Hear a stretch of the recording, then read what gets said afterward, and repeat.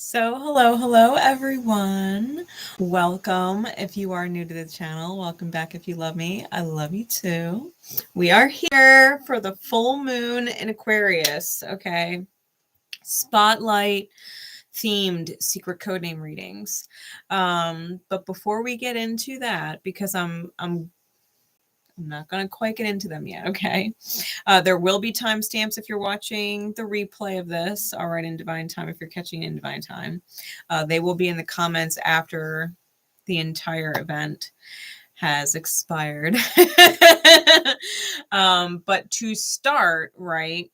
But to start, I wanted to go over some of the different aspects coming out of this moon. So if my camera will agree with me, that's what it looks like. All right.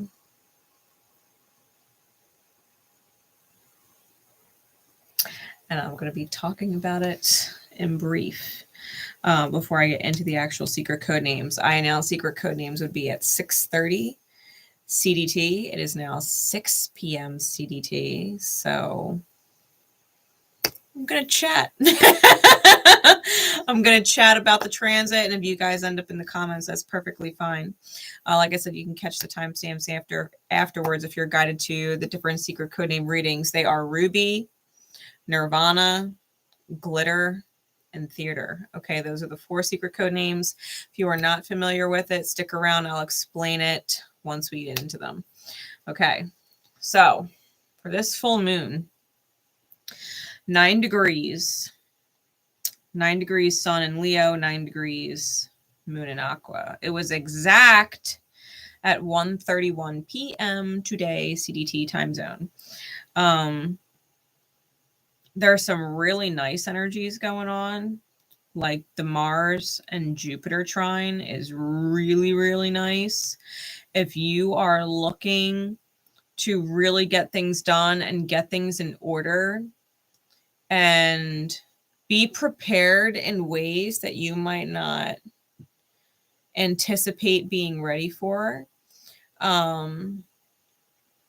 This is great energy with that, especially because Uranus is still in Taurus with Jupiter, right? So even though their energies are rather separate, they're not conjunct by any means, right? They're 9 degrees apart. They're still within, well, some people would consider Jupiter having a 10-degree orb, but it's pretty wide, okay? And there's this element of having epiphany, right? This underlying energy of epiphany when it comes to what we're creating in the reality and the things that we're doing. We don't even realize with Mars and Virgo, because if you think about its polar sign, right? In Pisces. Pisces is the unconscious, that we don't know what is going on in the 12th house, right? That Pisces rules. It's very mysterious and hidden, right? It's beyond the veil.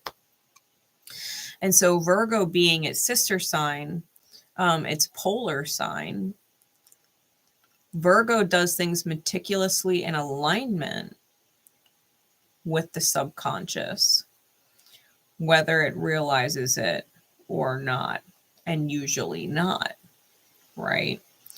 Virgo, if we think about like sayings ringing true, the ultimate Mars and Virgo saying would be actions speak louder than words. Because if you think about Virgo, right, it's ruled by Mercury, which is at home in Virgo right now. It shares Mercury with Gemini. Gemini is a communicating sign. Mercury is a communicative planet. And so with Virgo being a very mundane earth element, Mars in Virgo is actions speak louder than words. And so the things that we're doing now, right, the things that we're doing right now, whether we realize it or not, is extremely beneficial, especially because we're getting a lot of integration from Saturn and Neptune in Pisces. And anytime we have oppositional energy, it's an integration, okay, there's an integration taking place. And so with Mars and Mercury being in there, there's definitely that kind of energy going on. Plus there is this 𝐻𝐤𝐽𝐽 type energy from Venus and the South Node right at Neptune. So Venus, who's retrograding, right, is helping us see, and it's sextile to South Node in Libra. It's helping us see as we release certain relationship ties or dynamics specific to the house in which Libra is for you. As we're tying up these loose ends, right? This Virgoian energy that's in between them.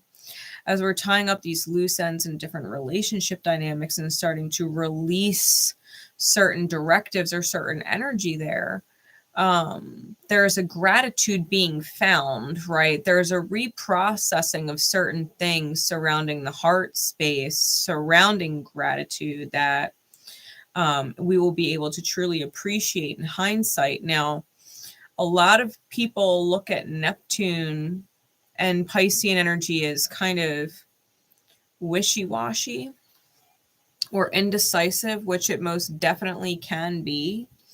But if you think about Neptune and Pisces and what it does out there as the last planet, right? Now, mind you, I view Pluto as a planet, even though it was reclassified, but as the legit last planet, it's really far out there. And it's quite large, right? It's quite large. It also has like an eye, kind of like Jupiter does, right? It's Neptune's storm. It has a similar feature. It's also this energy that's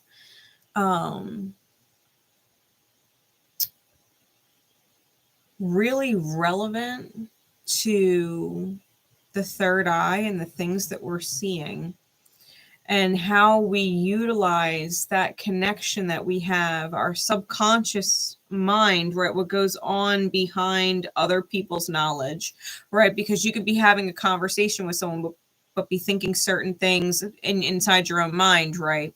That's where motive is. That's where agenda is, right? It's where the hidden things are inside the subconscious. Beyond Neptune is the unconscious realm, right? When we get into the 𝐚𝐫𝐞𝐫𝐿. I don't ever pronounce it right. Okay, don't hold it against me.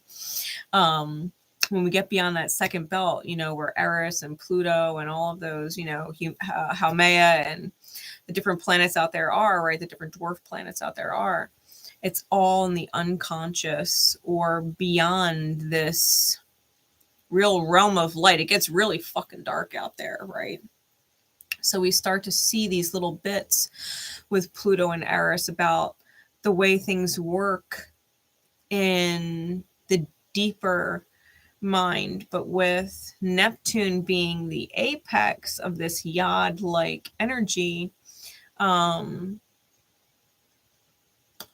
think we're starting to really understand why we manifest or why we have manifested certain relationship dynamics that we've created in our life, right? There's certain lessons, deeper lessons as to why those things come about. Like, for example, I was having a conversation, and you guys, I've mentioned him a couple times already. Okay, this Scorpio that I've been in divine conversation with.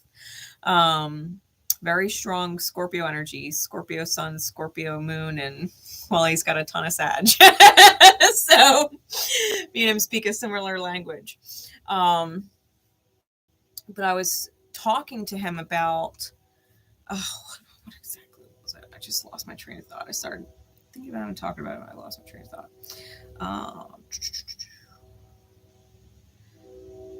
Especially because there's different That's what it was.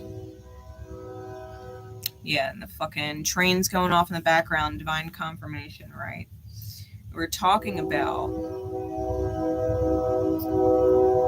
and how we first connected, right? Because the whole conversation started with him asking me what my Pluto South Node conjunction does to his moon placement. Because I've got Pluto conjunct the South Node, Pluto at 6 degrees, South Node at 8 degrees, and his moon is at 7 degrees Scorpio. And so as people who understand and speak astrology and are constant students, right? Because anybody who studies astrology knows it's a constant learning until the day you die. There is no true mastery, forever students. But he asked me what my Pluto South Node conjunction would do to his moon. And I described my South Node, right? Hey, Lola, how you doing? Thanks. And I described my Pluto South Node as a redredging, right? If you can imagine a huge whirlpool in the middle of the ocean, reversing, right, and dredging up all the stuff that has sunk into the deep, dark depths, right? But dredging up all that stuff back to the surface in order to excavate it, right, and excommunicate it out to get rid of it, right, to clean the bottom. I said that's essentially what I'm going to be doing to your moon, right? And it's surrounds nurturance, right? It surrounds the ability to be loved and be nurtured, right? I would understand how to love him. The wound of it would most definitely try and sabotage it, especially being in Scorpio, right? So circling back to a conversation we were having today, which is why it's relevant, because I was asking him how he was feeling, because he's got, I was pinged, right? I was pinged, and I know he has quite a grand cross going on. So, due diligence, I was like, hey, just checking in, like seeing how you're doing. And we brought up the Scorpio moon because initially when I had seen his chart, the app that it is, by the way, is called Nuit. It's NUIT. And unfortunately, it in its worst description is like a Tinder for astrology junkies. But in its best description, it's to meet other like-aligned people, right? Is to meet other like-aligned people. And I wasn't really sure why I was on there when I signed up. I just knew I was kind of guided to it. And now circling back around through it, I realized today what it was, because when I originally saw his picture, I was intuitively drawn to his photo, but refrained because of the real heavy scorpionic energy. And for those of you who know my history, and one of my many psychos over the course of Capricorn in my 7th house, one of my many psychopaths, my beloved psychopaths, like I wish them all nothing but the best. Like they helped me in so many ways become who and what I am, right? Pushing me to evolve and pushing me to find my own light. But one of them was he was a triple Scorpio. So I've been a little leery of really heavy scorpionic energy, like, ever since. But so I had refrained actually from connecting with him and reaching out to him.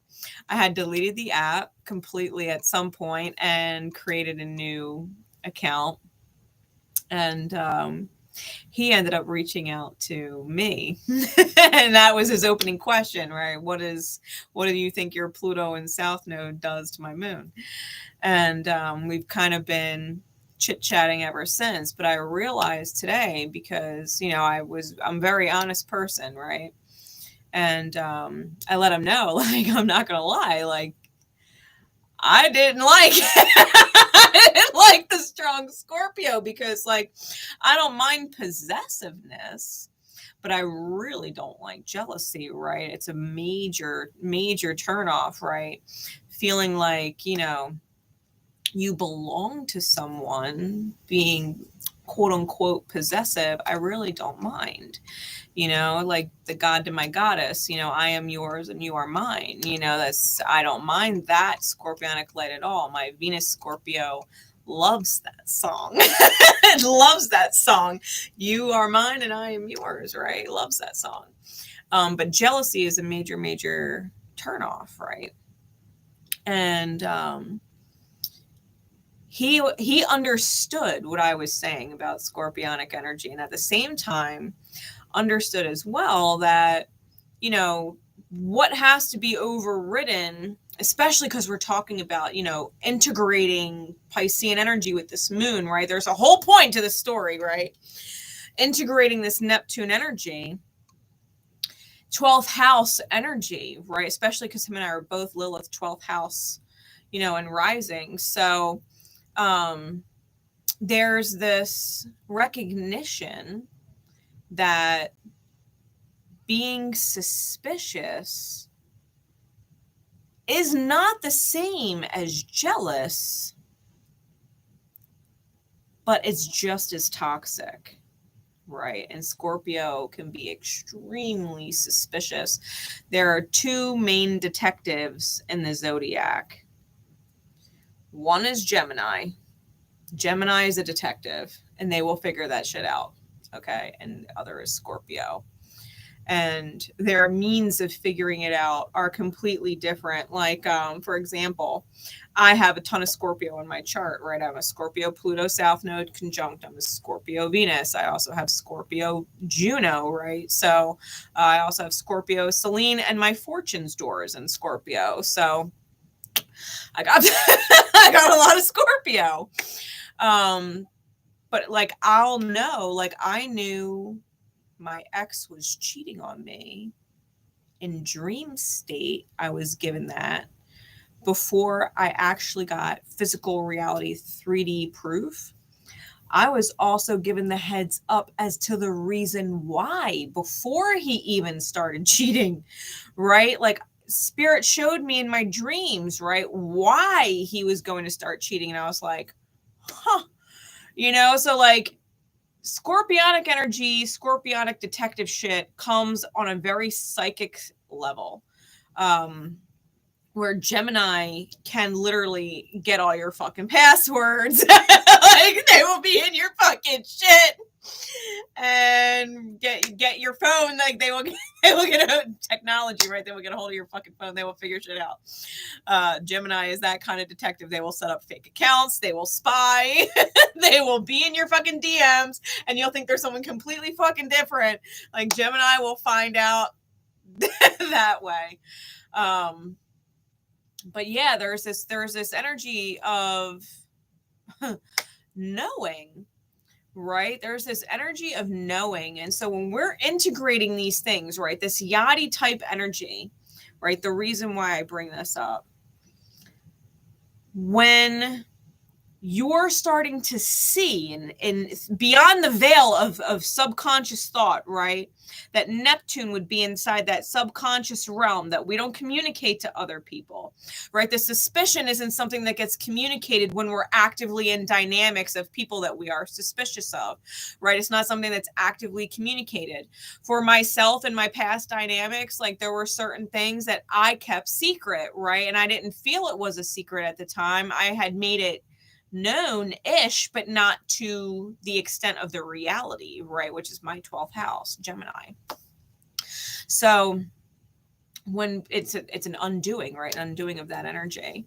I wasn't seeing the reality for what it was, and I wasn't communicating the reality for what it was, right? Because Gemini is a communicative sign. And recognizing what is going on in your 12th house, that's what this Yod to Neptune's doing. This Venus retrograde is having you dial back on dynamic shifts to find gratitude in the energy dynamics that are leaving you, right? South Node in Libra is the energy leaving you. If you think about the North Node and the South Node, it's Rahu and Ketu, right? And Rahu is the head of the dragon. Well, if you think about the North Node going and eating all this shit, right? Going through your house of Libra, it's going to start, or your house of Aries, it's going to start eating all that shit. It travels through the body of the dragon and comes out the ass end in Libra. All your planets in Libra are going to get shit on.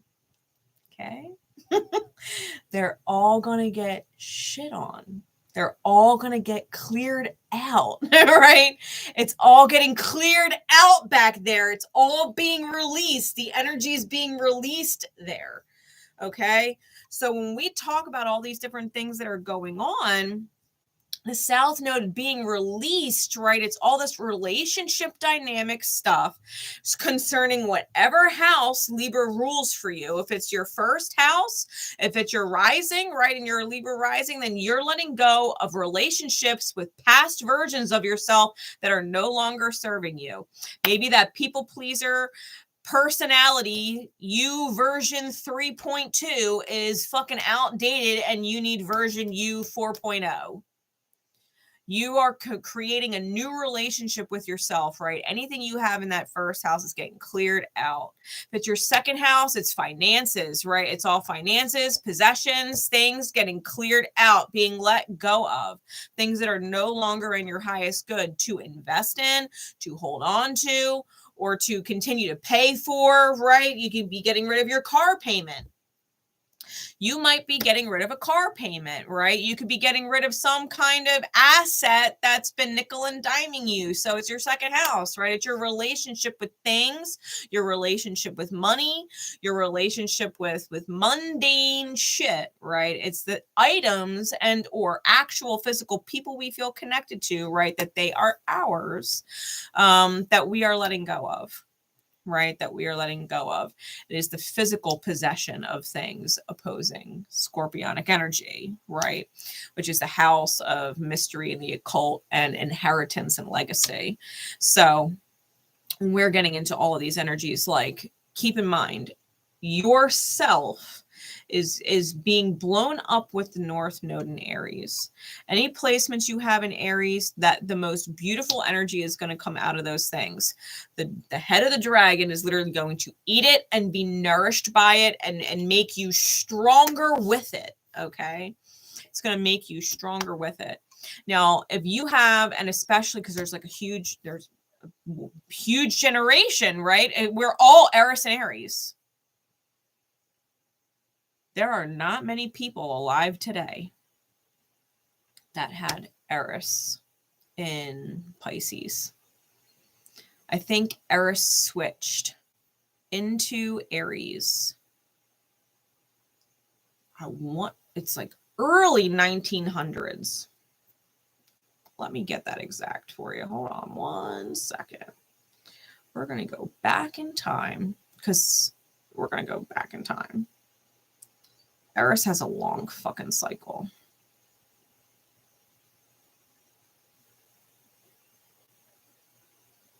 Yup. Early 1900s. Let's see. I was going to say 1920s and I was right. Yeah, she went in the 1920s. So unless you were born 1920 or before, you have Eris and Aries. The world with North Node hitting Chiron, which is being gifted to all of us, right? It's not just our natal placements. We're all being gifted with the nourishment of Chiron. We're also all being gifted with the nourishment of Eris, who is absolutely going to transit into Taurus our lifetime.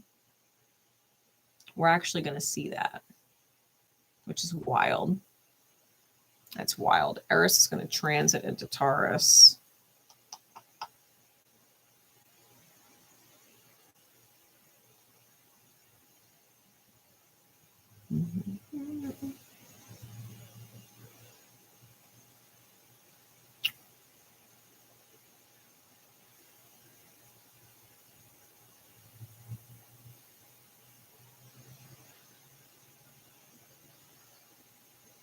in 2043, 2044, around then. We're going to see it in our lifetime. We're going to see an Eris transit. That's crazy. That's crazy. No one's ever seen it before. Some people were born during Eris and Aries and died in Eris and Aries, and they never saw any other transit of this energy, right? And speaking of Eris,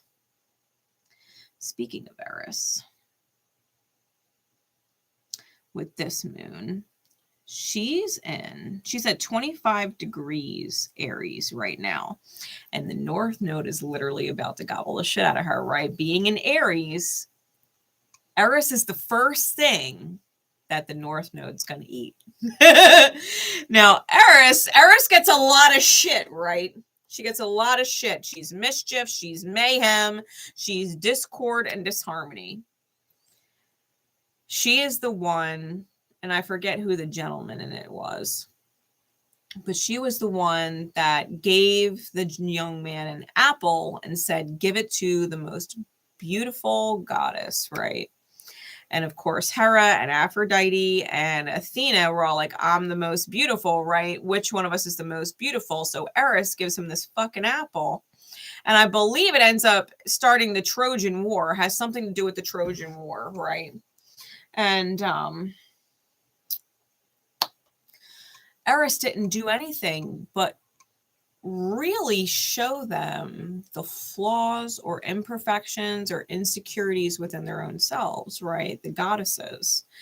They're on these high horses. They're like, I'm a goddess, I'm this, I'm that. But they're not perfect by any means. You know, they go into jealous rages and they can be wildly insecure when it comes to each other.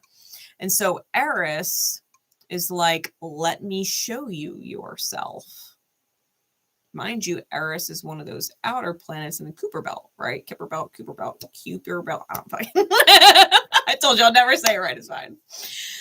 It's one of those outer dwarf planets, right? In the unconscious. It is into the unconscious of the self. So we do things and we don't even realize that the disharmony or the mayhem that we're causing really reveals the shadows of other people. Eris is the epitome of the darkness, quote unquote, the darkness serving the light. She's a revealer of shadow in what is the conscious world, right? The world that we are consciously aware of.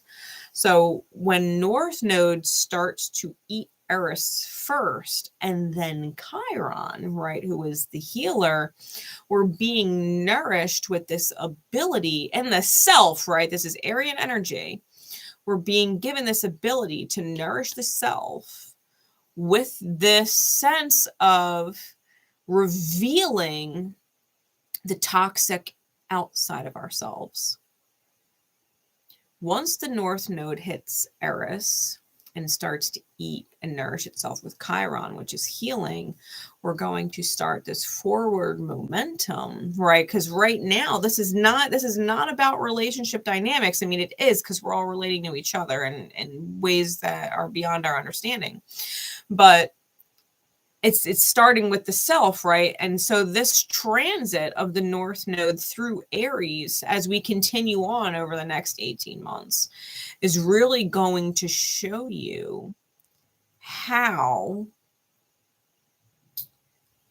other people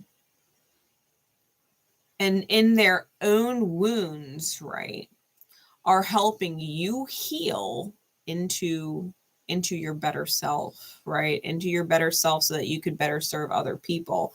You can't help other people heal unless you yourself have healed. This is a huge transit for that. It is squaring, that energy is squaring on Pluto, who is T-squaring the nodes, right? Because Eris is with the North Node. They're about 3 degrees away right now. And they're both sesquisquaring. Hey, Louise, how you doing? They're both sesquisquaring this Virgoian energy, right? They're actually squaring on Pallas and Mars, right? Pallas, Athena, and Mars. Saturn is also in opposition, right? Direct opposition to Mercury. So we're getting this energy. It's like a huge triangle. It's like the opposite of a yod, but it is chaos. It is chaos at its finest. The mind, who wants everything to fit in its particular compartment, right? We're talking about Virgo, Mercury, everything in its place, everything in its proper place. We have this person in this box. We have this person in this box. We have ourselves and how we view ourselves in this box. We have our bad day version in that box, shoved to the side and forgotten about, like we're pretending it's not there. This energy is going to open all the boxes, throw everything around the room and say, now reorganize it. Because this person doesn't fit in that box anymore. And this person doesn't fit in that box anymore. Who you thought was your enemy might not be your enemy. They just might be your friend. And who you thought was this beautiful on a pedestal person might be the fucking devil in your reality. They might be the ones keeping you locked in shadow, right? But you had them on this beautiful pedestal. They were in that box inside your mind. Eris said, see them for who they are. See them for who they are, right? Hey, Sherry, how you doing? See, right? Eris is saying see. See who is benefiting your reality. See who is helping that version, that beautiful version of yourself thrive. See who is bringing out the worst version of you, directly or indirectly. Like, are you so hyper-focused on someone that you're forgetting important things? Is that person so controlling, such a huge facet in your life, that you are literally forgetting about other important people and your responsibilities as a fill in the blank? Who is truly positive, right? Because someone who is positive is going to want you to be your best version. They're going to want you to be all of those things that you see yourself as in your light. I'm a great parent. I'm a great friend. I'm a great sibling. I'm a great fill in the blank. Well, who is in your life that you have in this wonderful box that is actually keeping you from truly being all of those things, right? When North Node eats on Eris and Chiron and nourishes itself with those energies, we're going to start really seeing who people are and redefining them with this transit, right? Which is why with that challenge, right? That challenge to the action, that action on why we do what we do, right? Actions speak louder than words. There is chaos coming from the actions in order to see. The chaos is serving divine order. Mark my words. This full moon in Aquarius is huge. This full moon in Aquarius is huge. Also, side note, before I get into the actual messages now, because it's 6:32 and I said secret code names are going to start at 6:30, right? So Lilith, who is also in Leo with Venus and the sun, is conjunct Vulcan. Vulcan is moving towards Lilith. Lilith is retrograding towards Vulcan. They are both at 17 degrees, literally seconds apart. Lilith is at 17:18 and Vulcan is at 17:05. So if you think about Vulcan, which is Hephaestus, right? This is the god of fire. He is the blacksmith of every single god and goddess's major weapon.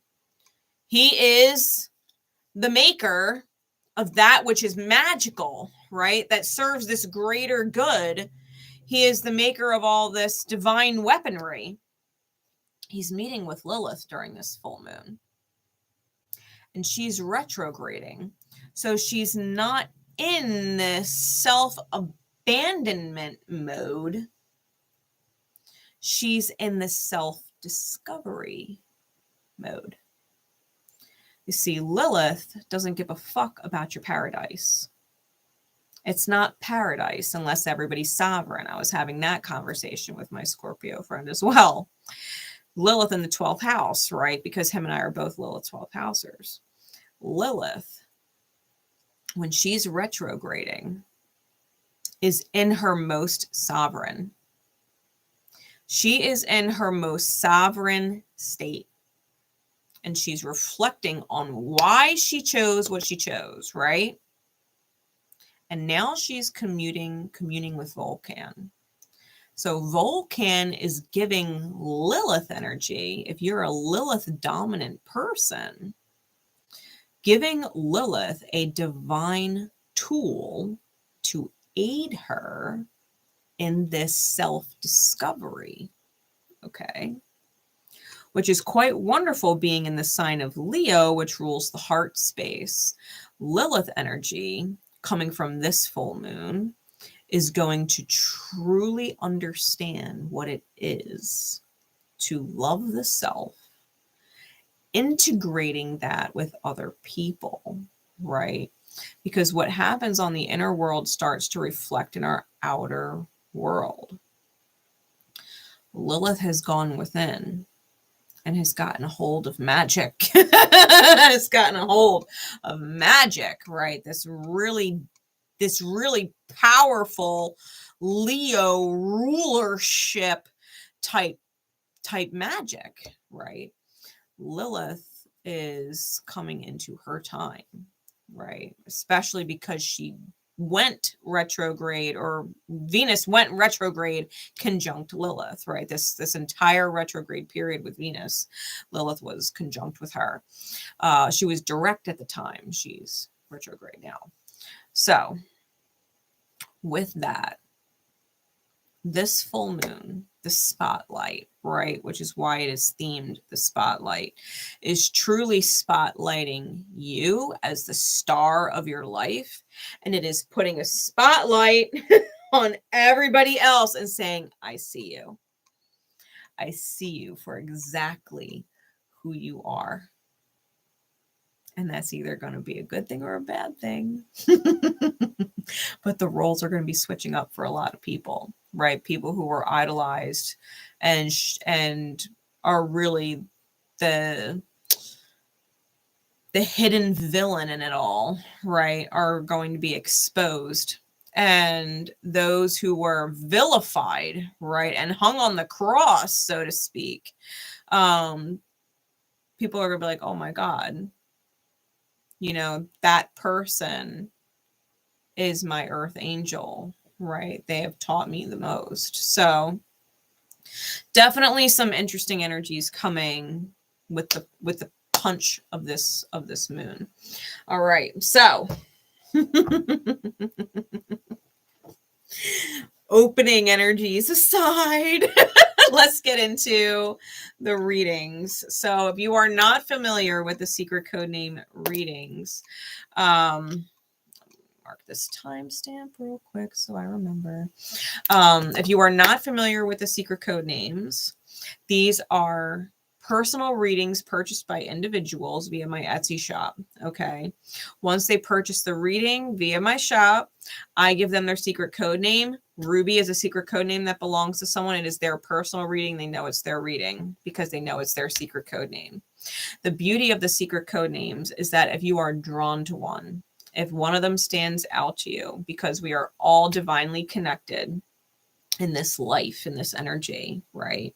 If there's a secret code name that stands out to you, chances are there is a message in there for you, okay? Whether it is the entire message or a piece of it, if it resonates to you in some which way, shape, or form, chances are there is a message in there for you, okay? So again, the secret code names are Ruby, Nirvana, Glitter, and Theater. If you would like your own personal secret code name reading for a moon event, I am only doing them for the remainder of 2023. All of them are available in my Etsy shop. Okay. You can book any moon event, full moon or new moon. I have them all listed in my Etsy shop. You just pick which date you want. You can do that, but I'm not doing them beyond 2024. I've been doing the moon events, the secret code name moon events now for, I believe, 3 years, maybe even 4 years. And I'm going to be reverting it into a pick a card type style for my Divine Rebel members only. as of 2024 and moving forward. Okay, I'm giving everybody the heads up. If you want a personal reading with me via the moon events, I think they're only $22 in my Etsy shop. That's it. It's a personal reading. Okay. And you get to ripple that healing energy that you're receiving to other people as well. So it's a great way to, you know, not just invest in yourself, but invest in the betterment of other people that resonate with it. So if you would like to do that, you can do that for the remainder of 2023. Come 2024, it will be for Divine Rebel Diamond members only. All right. So, Ruby. We're going to start with Ruby.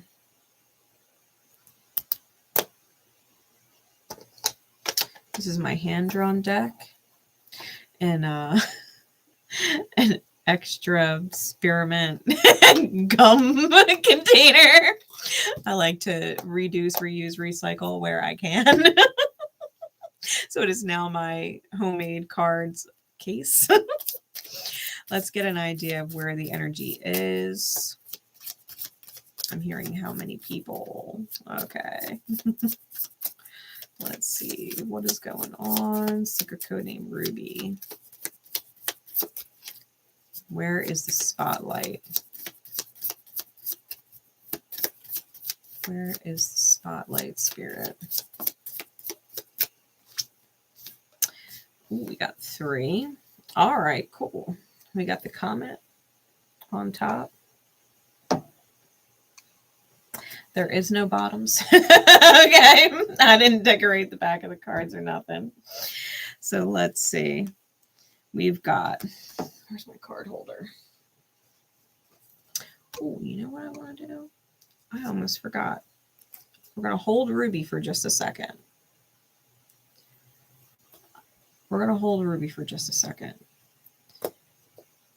Someone sent me, because I told you guys, if you wanted my P.O. box, you can ask me. I had a few people ask me to add charms to Pineapple Charming. And I got one in the P.O. box today, completely anonymous. I don't know who sent it. There was no actual return address on the little package. Check out this charm. So they know it's their charm, obviously. You can claim it for yourself if you like it, but this is definitely their charm. It will be going in Pineapple Charming. It is a 6-pointed star, masculine and feminine. It is purple. It's got the eye in the center. And it's got all these cool little like stars and shit on it and underneath. It's so cool. So that is someone's personal charm. They sent it to my P.O. box to go inside Pineapple Charming. And so it is official. Your charm is in the pineapple. And now, anytime I pull Pineapple Charms, Pineapple Charming Charms, you will know, especially so, if the reading that I'm doing is for you if I pull your charm. All right, so congratulations on having your charm inside of Pineapple Charming. You obviously know who you are. So now, back to Ruby. Ruby, we've got the Black Swan. We've got the Honor. And we've got the Sun. Awesome cards. Awesome cards. So, with these energies being in the spotlight,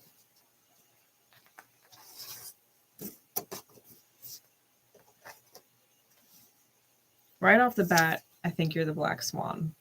Okay. If you're watching my channel and you're getting secret code name readings, you're the Black Swan. Okay. Now, the Black Swan archetype, the way I designed it for the cards. The black swan. If you were to think about, like, people see swans and like, oh my God, swans are so beautiful. Like they'll stop and stare at the swans on the lake, you know, as they're feeding ducks or whatever, and geese, and the swans always stand out. But if you were to see an entire lake filled with swans, and there are all these beautiful white swans, and in the midst of all those swans, there's one black swan, hell, even two black swans. You can't take your eyes off the black swans. They're mesmerizing. They capture you. They capture you in your attention. The black swan, there is something so special about the black swan, you can't take your eyes off of it. That's that kind of energy. You're not just a swan. Your energy is magnetic. It locks people. They're mesmerized by it, right? That's the black swan. We also have the honor, which is about integrity, right? It's about what is essentially like a gentleman's agreement between people, right? It's called a gentleman's agreement, but you don't have to be a man or a male or resonate that way to understand what it is. A gentleman's agreement is when back in the day, like two men would make a deal and shake on it. And it's a gentleman's agreement. They would honor the agreement. There didn't have to be some contract. There didn't have to be the signing of anything. Like, and you promised this and you promised that. Like, we agree. And because we are both gentlemen, we will follow through. That is our honor, right? We make the deal. We give our word based on honor, right? It's a gentleman's agreement between souls. My soul honors your soul. It's namaste, okay? The honor is namaste. But that's essentially what this is with you and the sun. Obviously, the sun's energy. And I have two suns in this deck. One's eclipsed. This one obviously is not, right? This sun is not eclipsed. It's quite bright. Could potentially be someone with strong Leo energy.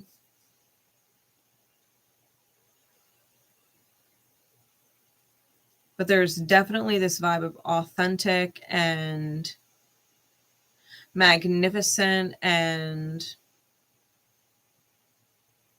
attractive in their own right. When I say attractive, I don't necessarily mean in a physical sense.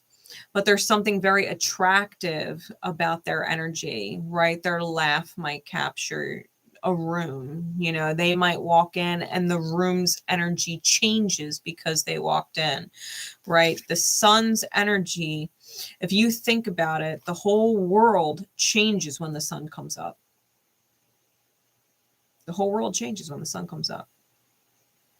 People come out of their sleep. Certain animals come out. Certain songbirds sing. It's a completely different world when the sun shows up. It's no different when someone with a sun type energy walks into a room. It's no different when someone with a sun type energy walks into your life. Right? So we have this magnetic and mesmerizing black swan energy who doesn't have to say a word. Their energy is magnetizing just because they are. And then you have this wildly huge energy that lights up a room, right? They're both highly attractive in very different ways.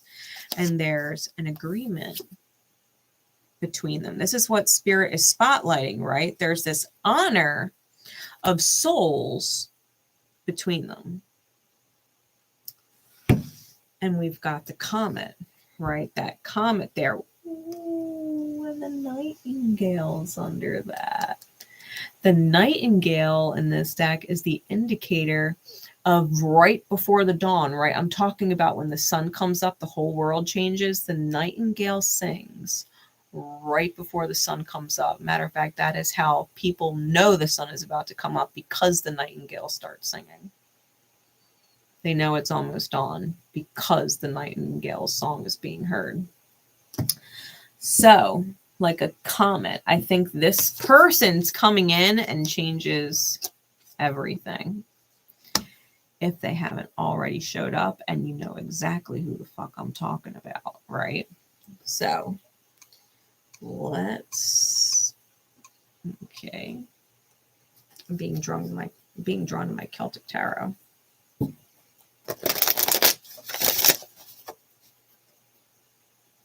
Big energy.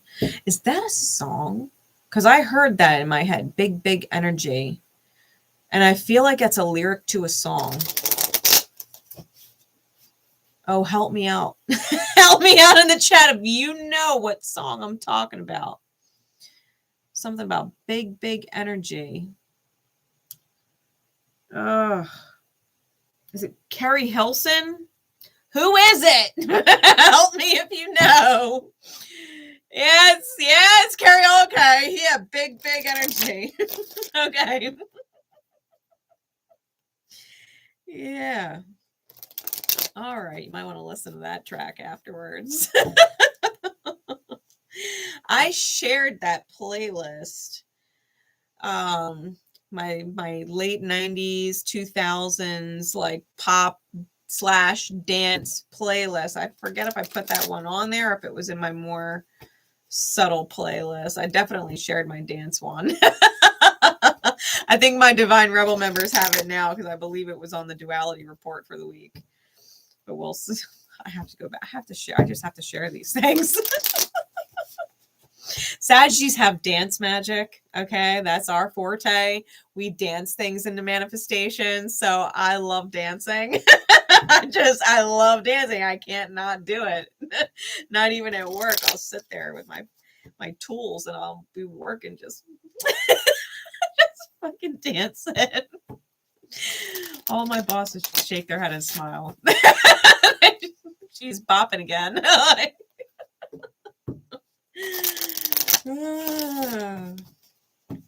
Pineapple has struck again. Insight into this, please, for secret code name Ruby.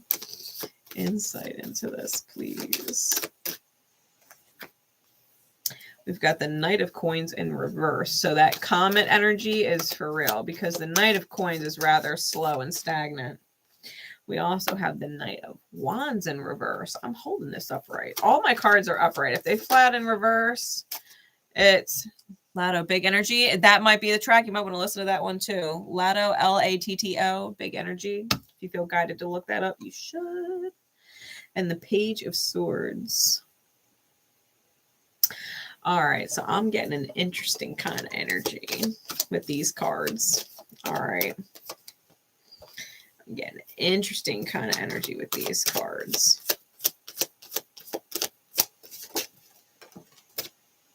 Interesting.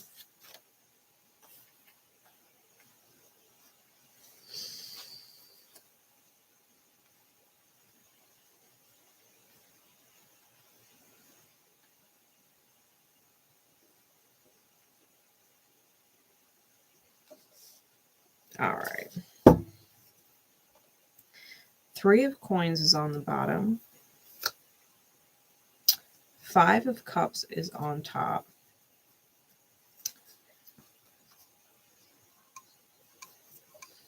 I think whoever is in the middle, because given there's a high honor agreement between the Swan and the Sun, whoever they are as people, as energies. But the person in the center, beyond what is there with the Swan and the Sun, this person actually has the Knight of Wands reversed with the Queen of Swords. And so we have strong fire and strong air energy. This person did it all for the nookie. Okay. This person's intentions going into a relationship dynamic with the swan or the sun, it was physical. It was physical. It wasn't spiritual, right? It wasn't the Knight of Wands in the upright. It was physical. It was desire, okay?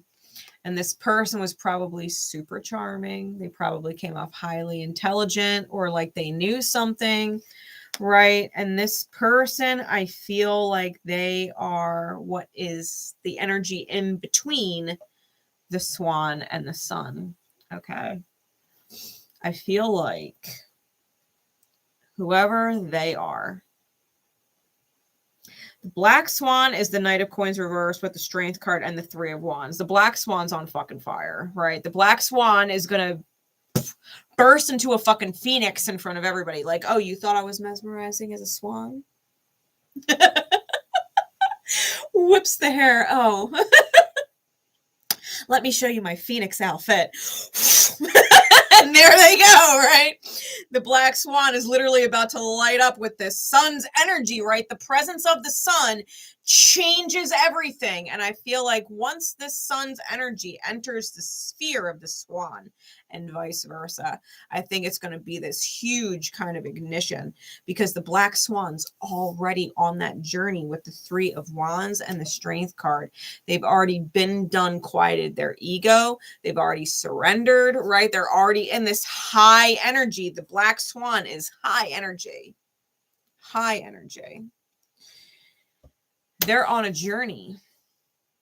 The honor is in between. The sun has the Page of Swords with the Nine of Wands and the Five of Coin.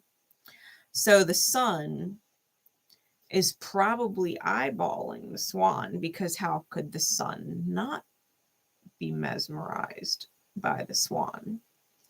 The swan is magnetic. It's mesmerizing. The swan has caught the attention of the sun. And so the sun is watching the Black Swan. The sun has also gone through some rough shit. Okay. They've gone through some rough stuff. They're at beginner's mind. They've been humbled by situations in life. Whether they were at fault for horrible behavior or not, it doesn't matter, right? Because we could be a narcissist and get humbled by a fucking Sigma empath.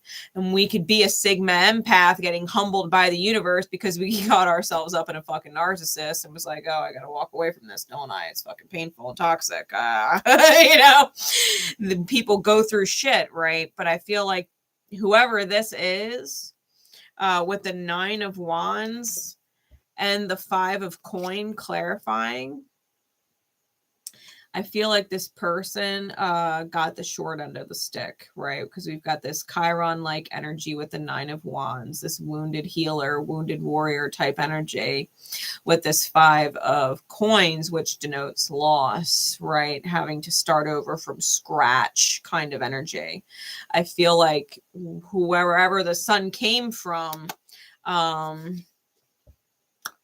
the sun might have been in their own dark night, right? The sun is finally rising and being what it truly is in its big bright energy, right? I think something was dimming out the sun for a while. I think it's, interesting. I mentioned the eclipsed sun card, but this one's coming out radiant. So they may have been with this type of energy recently eclipsed and coming out of that, which they might be hesitant, right, with the Black Swan. As mesmerizing as the swan is, because they've been put through the fucking ringer, right? And to be fair, the Black Swan and the sun, you could probably switch them and they'd apply to the same people because they're both such big energy. I think the Black Swan has already noticed the sun, right? So to speak. The Black Swan's already seen it. So the spotlight of this is to recognize that whatever this energy is in between, it can't be physical, or at least it can't be defined from physicality, right? With the Knight of Wands, you might both have an attraction towards each other, and you might both be moving at the speed of fucking light in your own rights within yourselves as individuals. But the connection of the two needs to be based in integrity. Right? It needs to be based in honor and integrity. The trust has to be developed, right? You have to be able to trust a person to have a quote unquote gentleman's agreement.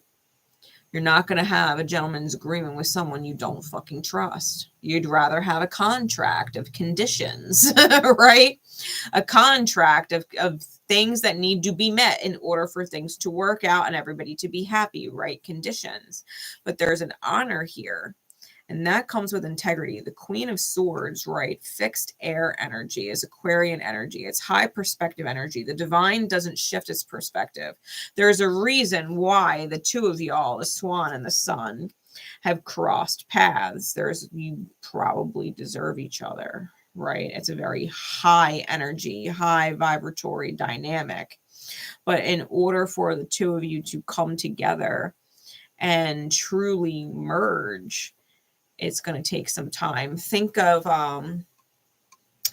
two stars that have been circling each other for a while, and as they get closer, little bits will fan off but get pulled back into the gravitational pull of the two stars, and eventually they merge, right, and become one energy, right? And you get quasars and all kinds of shit, you know what I mean, from the merging of these two entities. That is something really special, and it's rare. It doesn't happen often.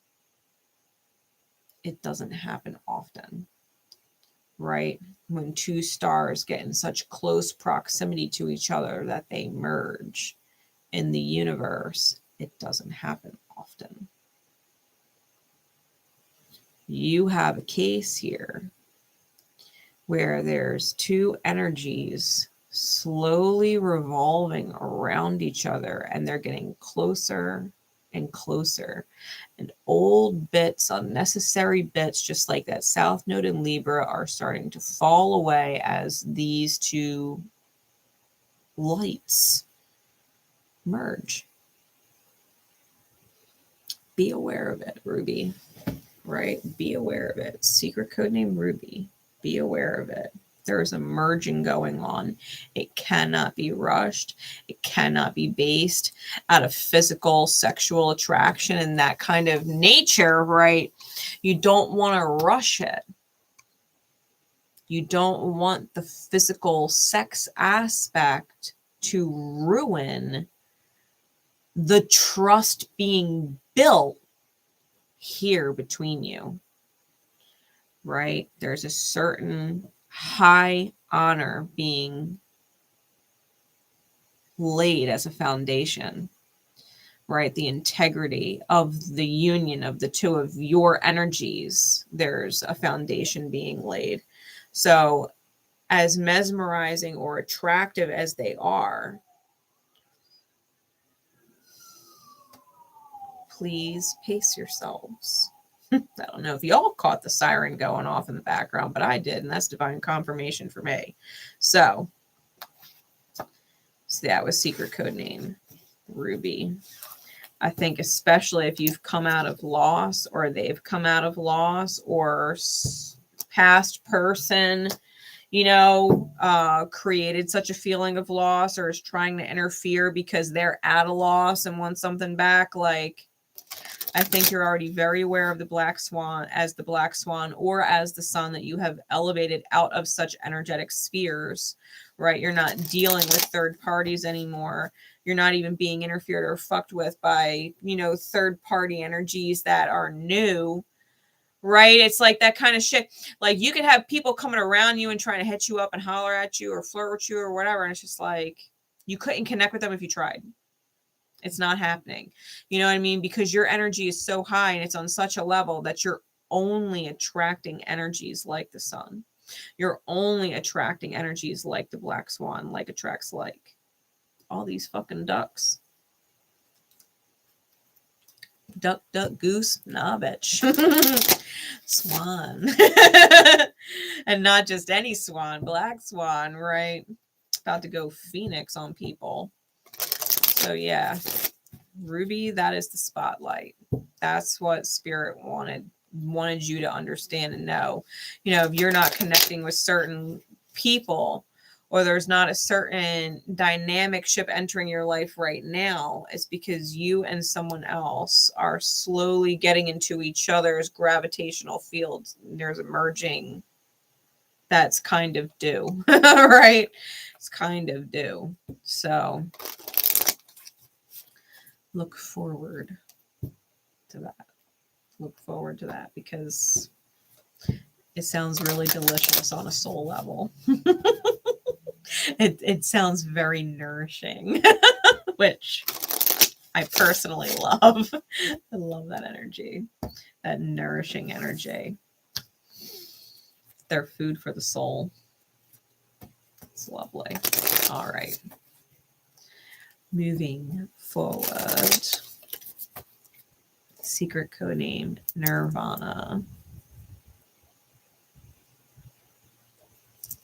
Secret code name Nirvana. And yes, I know the band Nirvana. I was a huge Nirvana fan in my 9th grade year. All right.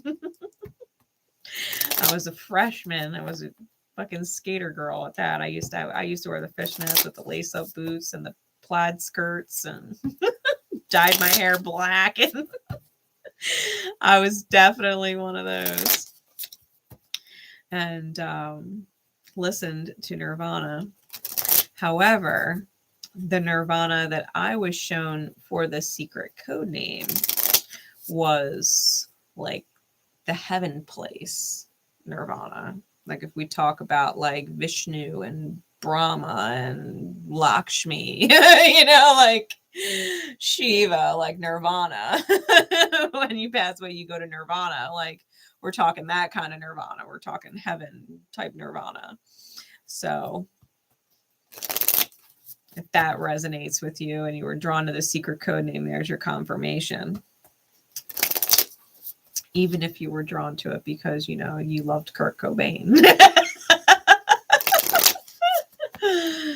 Oh, I used to listen to that Unplugged album, Nirvana's Unplugged album, on fucking repeat back in the day when CDs were still a thing. Oh my God. That was my favorite CD. Nirvana Unplugged. The Man Who Sold the World. I could play that on repeat forever. I digress. Secret code name Nirvana. Spirit, who's in the spotlight? Who's in the spotlight? What are the energies?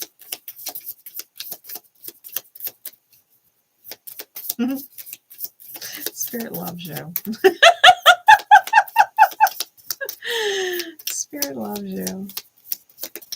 If y'all knew what the fuck I get downloads wise inside my fucking psyche when I do readings. Oh my God.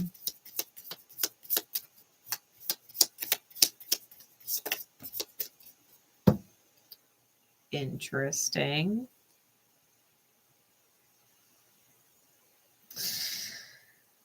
Okay.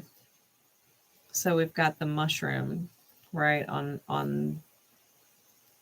the bottom of the deck, top of the deck, however you want to look at it. Now the mushroom is interesting. The forge is under that, right? Oh, ho, ho, ho, ho. I didn't mean to flip you off holding the cards like that. I just sorry. The mushroom's energy. We're looking at the mushroom. Okay. The energy of the mushroom card is, if you think about Alice in Wonderland, you know, one side makes you taller and the other side makes you small. Some mushrooms are like medicine right? There's certain, especially ancient Chinese medicine that uses dried mushrooms in teas and things like that. Different Ayurvedic medicine, right, that uses mushrooms to heal the body. And then other mushrooms are completely fucking poisonous. Some mushrooms will send you on hell of a trip. Okay. We've all heard about those. All right. Some mushrooms are exceptionally delicious when you stuff them with breadcrumbs and crab meat and parmesan and herbs and shit, and you broil them. All right. There's all different purposes for mushrooms. There's a wide range of what they can do for you. With that said, and the forge being under it, we were talking about the forge being magic. So we're obviously dealing with magic mushrooms, okay? Metaphorically speaking, we're talking about a trip. You might feel like you're in the fucking Twilight Zone because I got one card, the angel that flew out first and by itself. And then I got a group of cards. The eclipsed sun, the dream,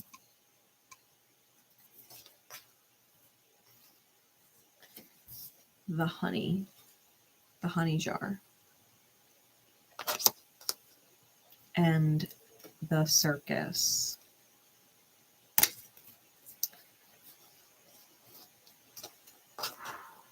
If this is you versus the peanut gallery, okay?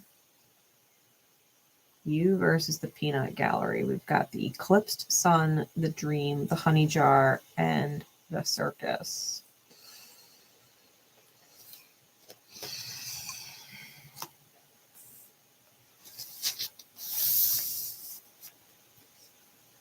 You might most definitely feel like you're in the fucking Twilight Zone right now. Especially if you're in this angel energy. Okay. Mind you, this is secret code name Nirvana.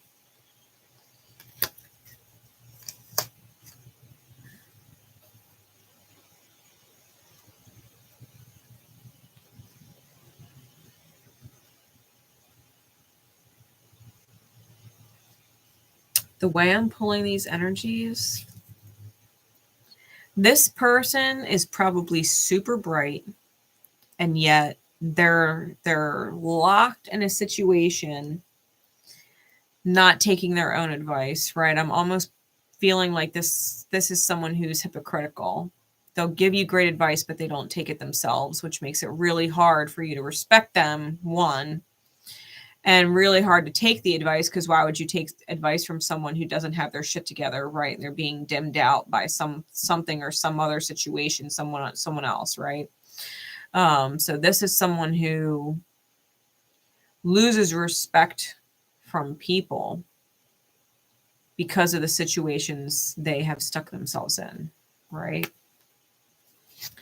The dream I'm feeling is someone who's kind of lost in their la la land, who's got their head in the clouds, probably a big time dreamer, right? Daydreamer, but doesn't actually do anything to move towards the direction of their dreams, to move towards the direction of manifesting it. It's like they dream about having a lot of money, but they like working part-time and they spend all their fucking money on stupid shit. And it's like, you want to get out of your apartment and have a house, but you keep blowing all your fucking money, right? The dreamer. Their actions don't match what would be required to create the dream, right? It could be someone who fantasizes about this wonderful romantic relationship with this really stable person, right? Mentally, emotionally, psychologically, financially stable. And yet they're like a fucking wild child and they like to go out to the bar and drink, and they're no one in their mind in the fantasy that they hold would actually be on that vibration with them, and vice versa. Like they're on two different energetic vibrations. One's not manifesting the other, you know. The honey jar. I feel like this is somebody who holds a lot of sweetness, has a lot of gold within them, but won't let you touch it. It's almost like they're the person waving the carrot in front of the rabbit, but they won't let the rabbit have the carrot. It's that kind of energy. It's like, yeah, I show you all this goodness that I have, all this good quality in me, but you can't have it though. Which, to be fair, makes me want to punch them in the face, but whatever. Like, dick. And then the circus, I mean, that's a joke. This is someone who's all for show, right? It's all a big show. It's all a big facade. It's all a big front. Big, you know, energy, personality, a lot of fucking talk. And they're just behind closed doors. They're so fucking average. It's almost below average. You know what I mean? It's like, it's just a fucking show. It reminds me of those people who are like, oh yeah, I sexed her so good, or blah, blah, blah. And it's like, bitch, no, the fuck you didn't. Like, you ain't that kind of good. Like, I would tell you if you were. But damn, you know, like, it's someone who talks a big game, and but they're it's just a show. Like, it's just a show. They're funny. Okay, it's funny. It's funny, especially if they believe their own shit. Right? It's like, what are you the ringmaster of? The clowns? Your best friend is a fucking monkey. Like, come on. Come on.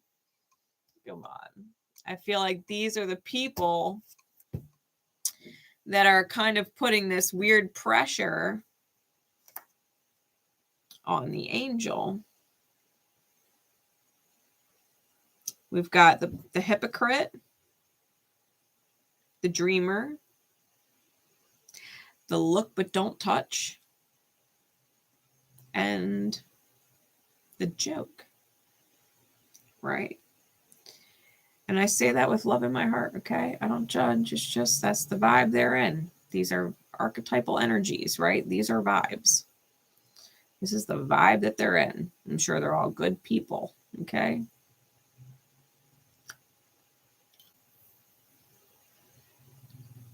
But it's you against them. I feel like you are, and this is what Spirit is spotlighting for you, right? This is what Spirit wants you to see. You're the angelic archetype here. You're the one present trying to heal and or elevate or inspire all of these people to raise their vibration. Right? Let's take what's blocking the sun from being beautiful away. Right? What's blocking the sun from being beautiful? Let's try and convince them to leave that horrible relationship they're in. Right? For example, maybe one of your closest friends or your sister or brother or whoever in your family or your bestie at work is in a horrible, you know, controlling or limited relationship, and you're like, you really don't need to be with that person, you deserve so much better, but they're sticking with that eclipse energy, right? You're over there trying to convince them that they should be shining bright, they're so talented, they're so this, they don't need to do that, you could do this, like you're so capable, like you're that person, right? The person that's a dreamer, you're probably talking to this person like, you know, well, if this is what you want, why don't you do this? Why don't you do that? Like, you're being solution oriented for these people. You're being solution oriented for them. This person shows you what you could have in your highest energy, right? What you deserve, but they won't let you touch it. It's like, you know, you deserve the best of them, but you don't want it from them anymore. You know what I mean? Or you never really wanted it from them to begin with, but maybe you always wanted someone just like them, but who wasn't dangling it in front of you. Like, yeah, I know you wish you could have it, but this person's getting it and this person's getting it, but you're not getting it. You know, it's like, fuck you and your honey. You know, like, I'll go find my own dang hive, or I'll make my own. You know, like, it's kind of like that energy. I think you're going to humble that person moving forward and away from them. I think you're going to humble them because they think they could just dangle it in front of you forever because that's what you want, but they're not letting you have it. And you'll stick around forever because that's what you want. And it's what you want because it's what you deserve. The beautiful that they give other people is the beautiful that you deserve to be given. And they're probably giving it to all the wrong people. People who don't appreciate the value of that honey. You know what I mean? Where you would. And the joke, you're probably having conversations with the circus, like wishing they were real. You know, just wishing they were real, or having a hard time staying consistent, enjoying their quote unquote show, right? Like, you can only take so much of them before it starts getting obnoxious or ridiculous. You know what I mean? To deal with. Because you know they're just an NPC. To be fair, all these people are NPCs. That's the point. All of these people are NPCs. They're not players in the game. You're a player. You're a high-level player. Secret code name Nirvana. All these other players are not players. They're NPCs. They're in the world and of the world. You are in the world, but not of the world. All this, it's like they're trying to keep you. It's like they're keeping you stuck in the matrix. You think all of these dramas floating around are important, and that you're here to help them. No. You're here to help yourself. These are all the things keeping you from doing so. These are all of your distractions. If you want heaven on earth, if you want Nirvana, you need to start seeing people for exactly what they are. An eclipsed sun, a dreamer, a honey jar that you can't touch, and a joke, a circus. Putting on a big show for everybody.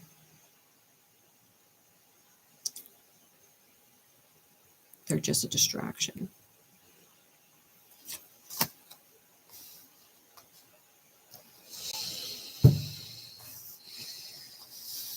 So how are you going to use this mushroom?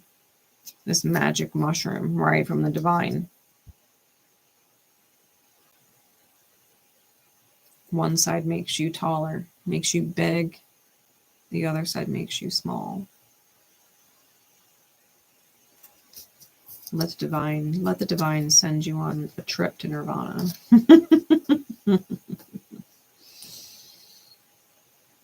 Don't eat their poison mushrooms. Even if they drizzle some honey on it and give you a taste of what it could be. Like, no.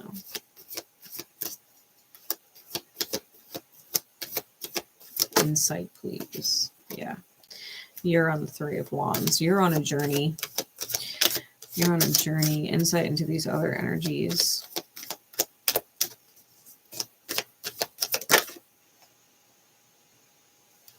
Knight of Cups almost came out. Ace of Cups came out.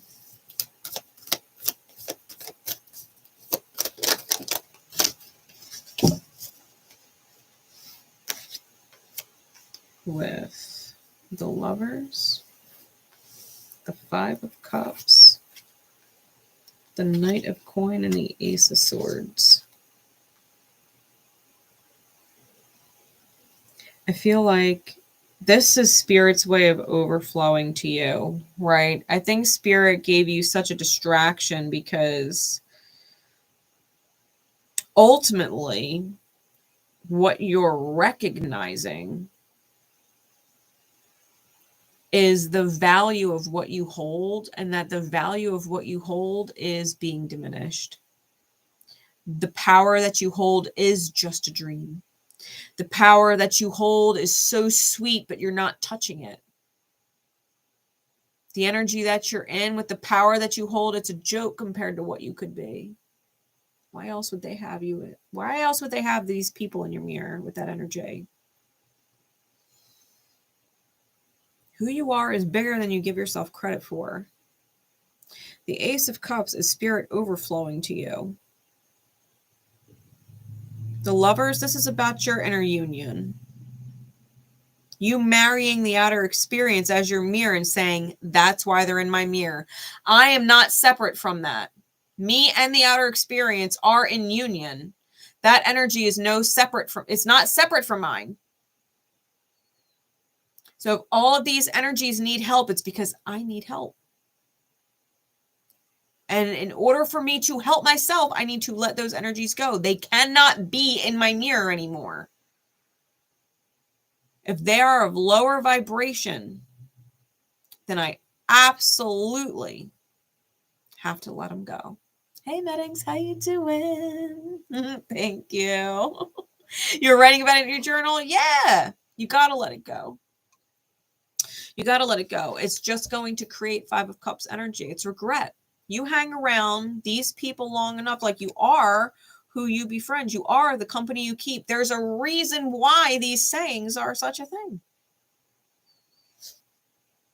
It's super slow, the Knight of Coins.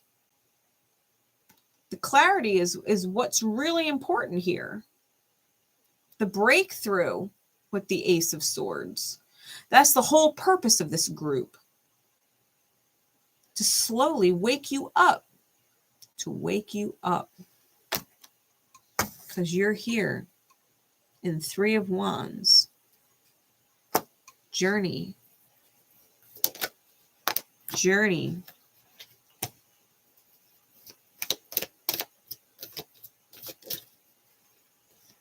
Yeah, because you're conflicted. Look at all these wands. Spirit just spit out more wands. Five of Wands and Eight of Wands. You're in a conflict. You're on the journey with Spirit who is communicating with you, right? That Eight of Wands is divine downloads.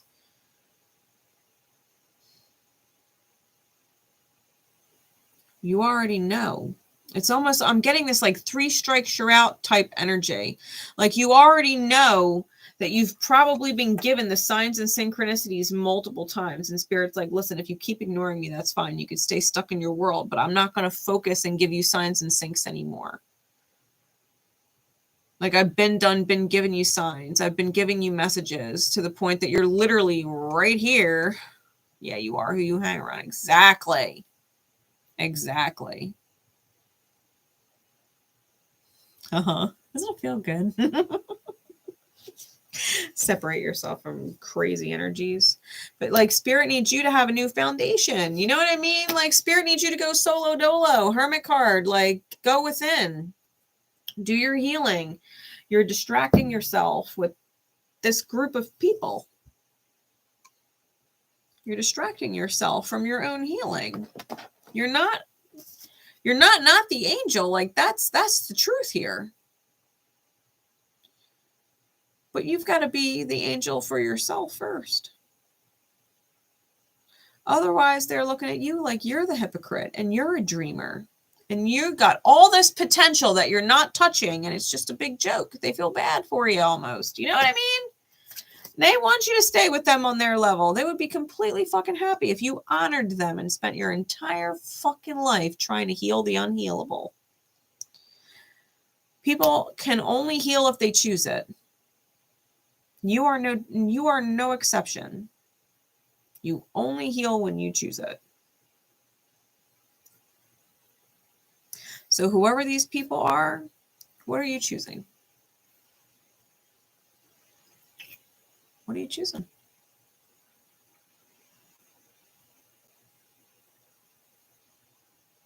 I know I've spent time around eclipsed people.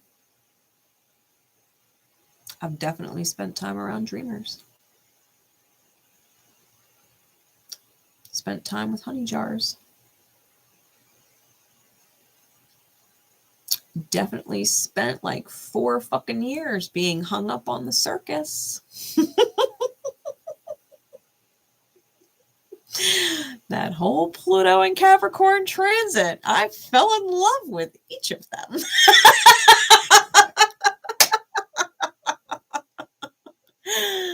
Oh.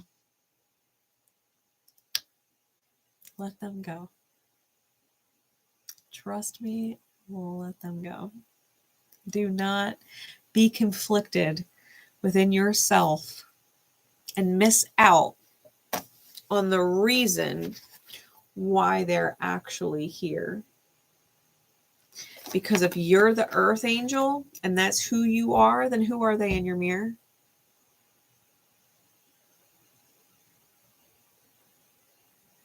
Who are they in your mirror?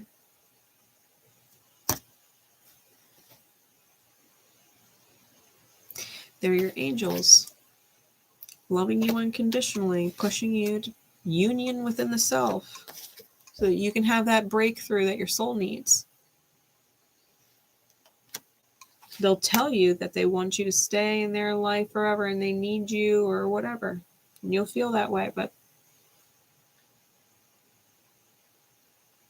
fish swim in 2 different directions with Neptune and Piscean energy in the 12th house.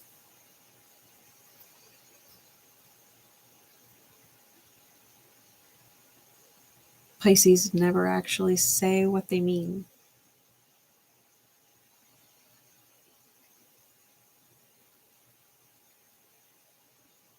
People could say, please don't leave me. Please don't leave me.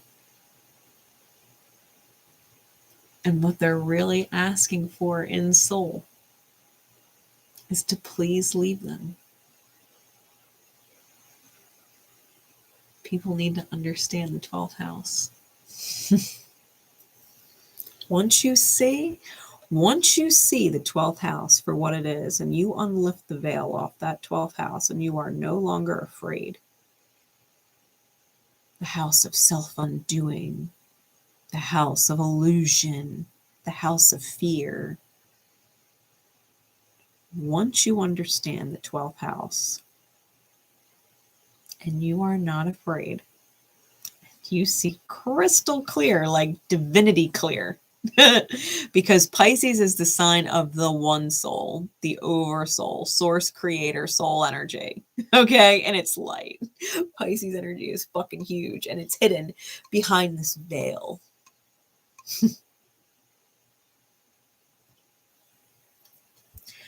Once you see it, once the veil comes off,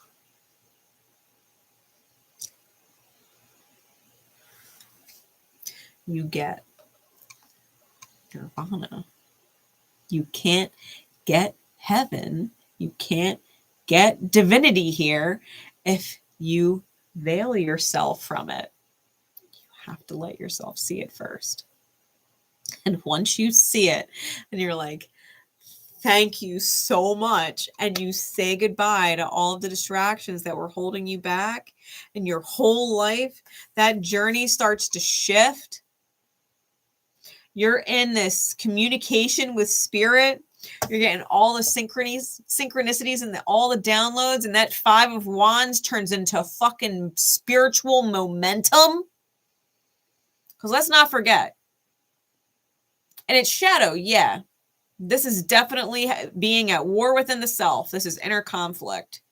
But the 5 isn't just chaos, it's momentum.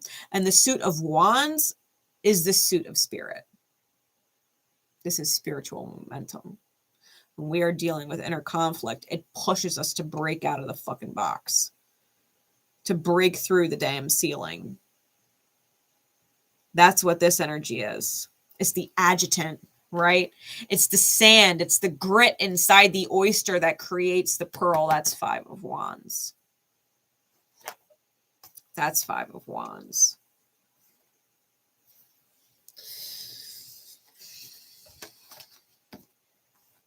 That's what Spirit needs you to see in this spotlight, right? These spotlight readings. Create a solid foundation for yourself on that. For real.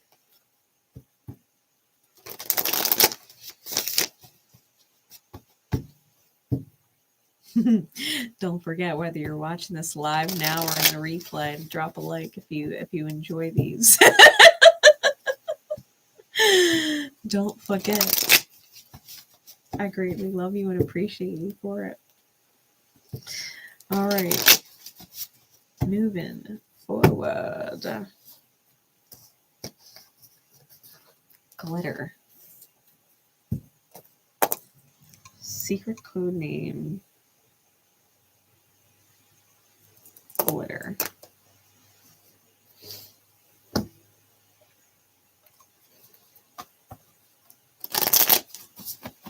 And all those who are drawn to it in divine time.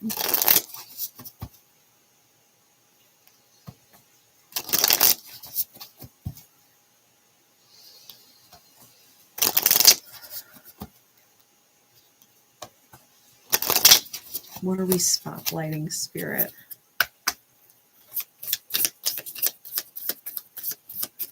Who is the spotlight on?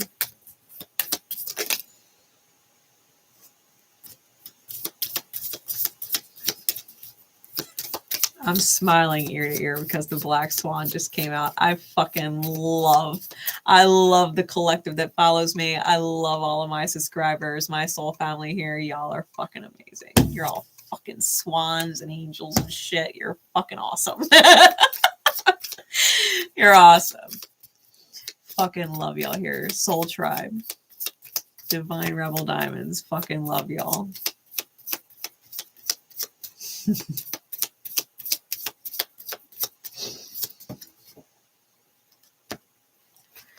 Ooh, we got the alchemy set on the top bottom of the deck, which is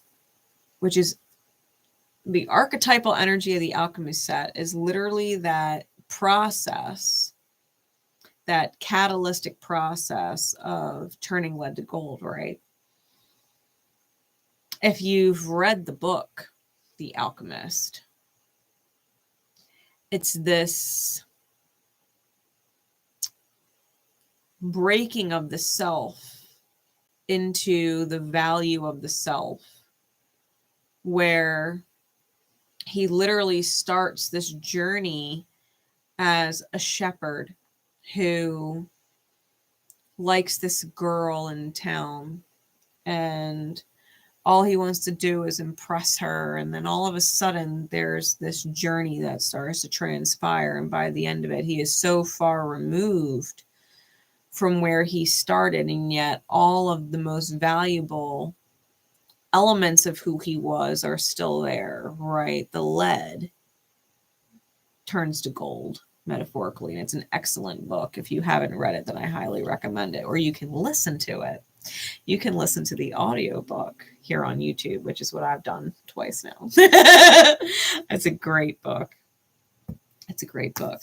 So we got the Black Swan and the Dawn. And the Dawn. And I love this card. The Dawn is one of the more recent ones that I drew. And you can see the little couple in there with the little teeny heart above their head as this big sun shining. I fucking love it. They've reached the top, right? The top of their mountain together. So super cool. And we've got Black Swan here. So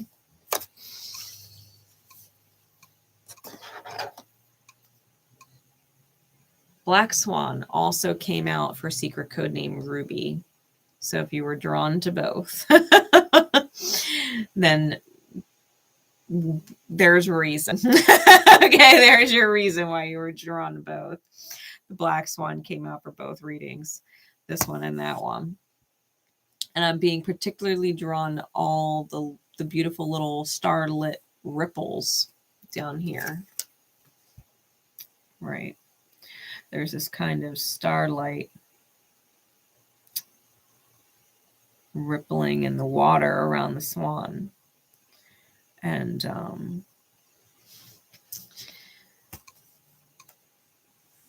the glitter, right? The glitter on the water.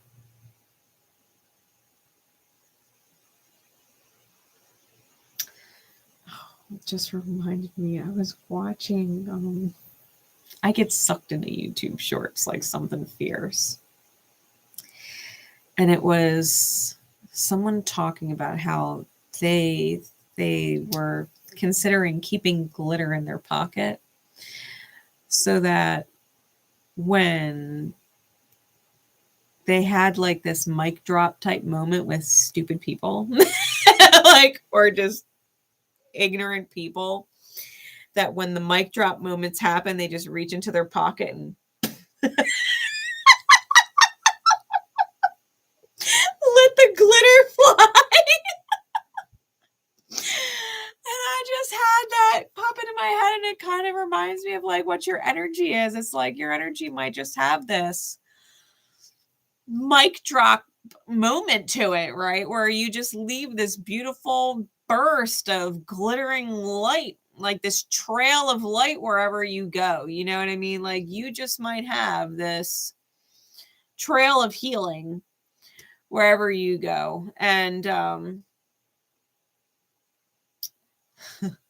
I think people both love you and hate you for it. You know what I mean? Because they know that your energy is like popping glitter at them, like mic drop, bitch. Like, you know, I'm right. Like, you know, I'm not wrong. And I think you have that energy. If you're a secret code name glitter,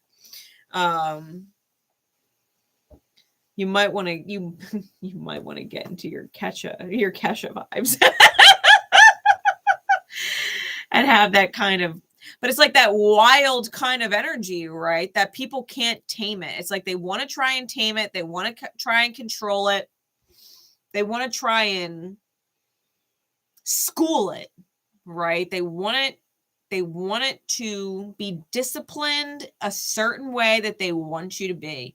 They want you to think a certain way. They want you to act a certain way. They want you to be what they want you to be for them and their peace of mind. And you're just like, fuck your peace. Like you thought you were going to school me. Watch how I walk this way. Right? Watch how I walk this way. And it's just that kind of, it's like that kind of vibe. Like you cannot be controlled, right? You cannot be quote unquote tamed. You cannot be shoved in someone's box. And this is who they want you to be. And so this is who you are. You're like, I am who I am. I believe what I believe. I think for myself. Like you could try and tell me all this and that, but at the end of the day, I'm still coming to my own damn conclusion. I'm not going to think what you want me to think just because you want me to think it. I have a brain. I have a mind of my own. And that's the kind of vibe you're given. Like, I have a mind of my own. I can think for myself. Thank you. I don't need you to think for me. I'm not a weak person and need to think like someone else because I don't know how to think for myself. You're strong-minded. You're strong-willed. Like weak people do not know how to think for themselves. Weak people will look at movies and they'll emulate movie characters and they'll be movie characters in their real life, and they'll try and be like that character because they're inspired by that character and want to be that character and hold on to that character's ideals, or they have a certain person that they listen to or follow or whatever, and they're trying to be like that person because they're fucking weak-minded and they don't know how to think for themselves. They don't know how to use deductive reasoning and come to their own conclusions. They're like, oh, I like this person's energy and they seem to have it all together. They have everything that I want. So maybe I'll just be like them. And it's weak-minded. And you're the complete fucking opposite of that. You fucking shit glitter, okay? You're sprinkling light all over the place and little bits of knowledge and rebellion, you know? And people are like, what the fuck? You know, we've literally got a walking divine rebel on the loose and we can't tame it. It's like, yeah, I know. And it's sexy. They're like, yeah, it is, and that's why we hate you. You and your sexy energy.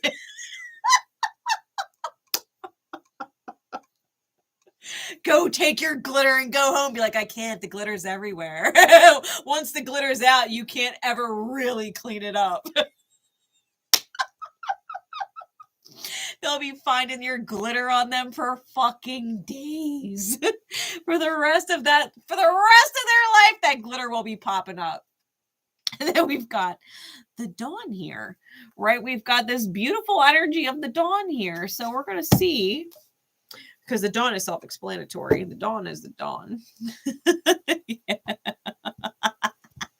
I don't make monkeys. I train them. Yeah. True facts. True facts. Oh. Pee-wee reminds me of my older half-sister. Her husband's nickname is Pee-wee. That just reminded me of her. So now I'm going to have to reach out to her. See how she's doing.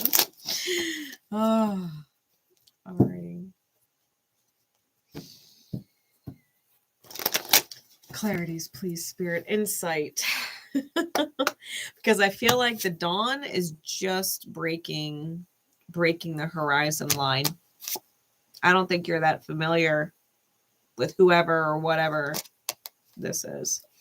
So insight, please. Black Swan and the dawn.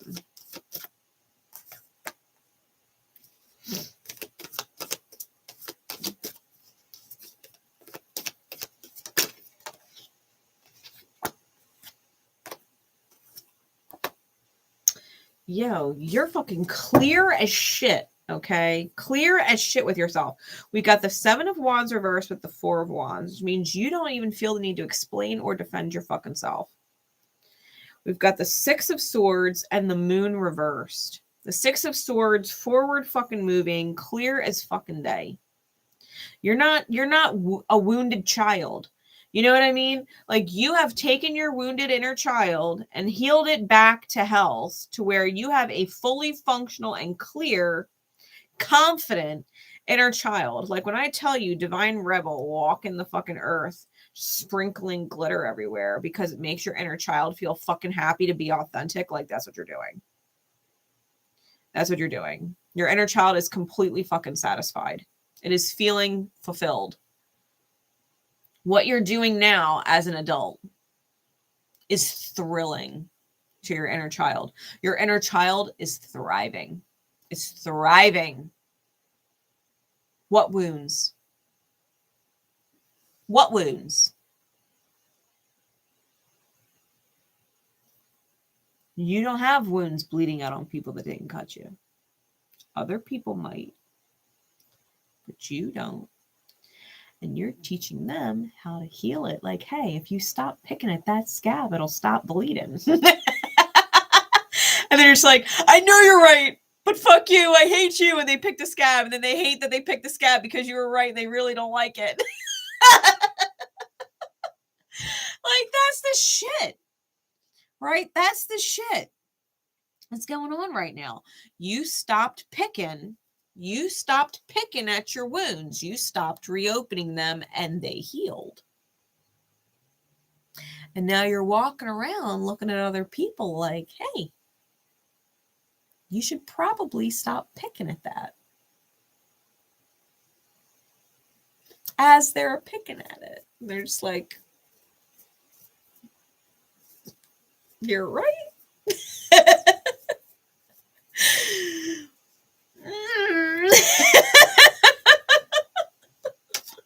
They have no comeback to that. You're like, you keep picking at that, it's gonna fucking scar. Do you really want a scar there? No. Well, you should probably stop picking at that. Oh, straight up truth bombs. You're a walking fucking truth bomb.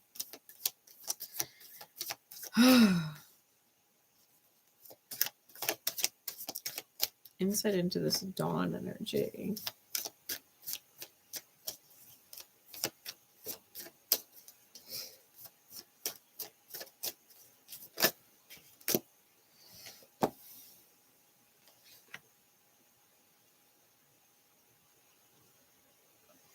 Interesting. We've got cups and wands.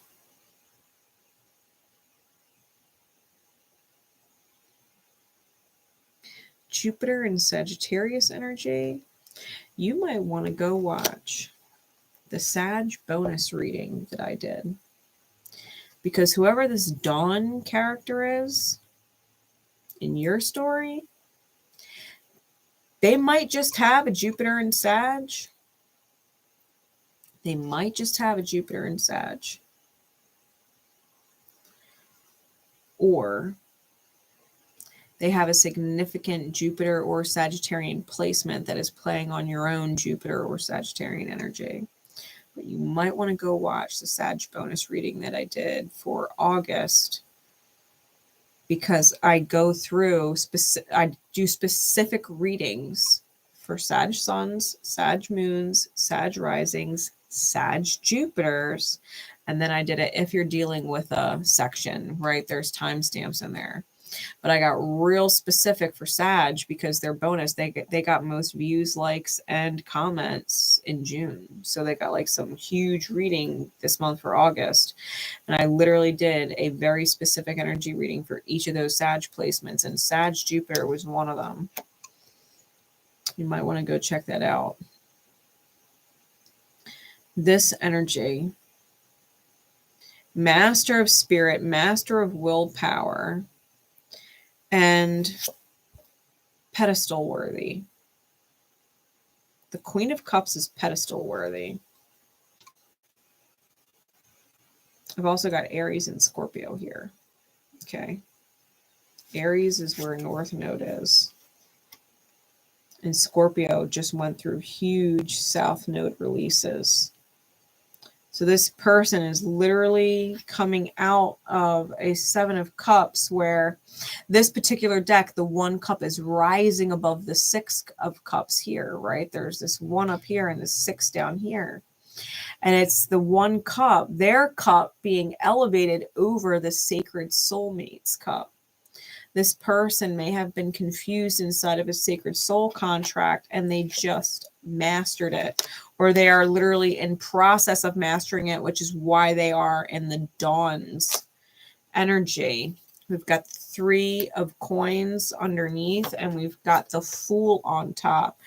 Between you and this person, I think someone's going to take a leap of faith because you have a soul contract together. Okay.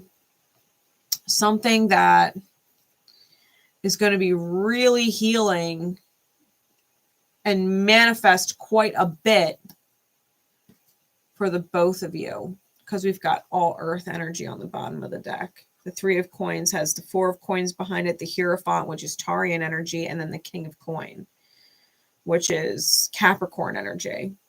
Okay. Lots of earth under here. This is pentacles, okay, coins. And it's a complete reinvention of the self with the Page of Wands. And then the Page of Coins, right? More coins. It's Carpe Diem. Carpe Diem with the Page of Coin.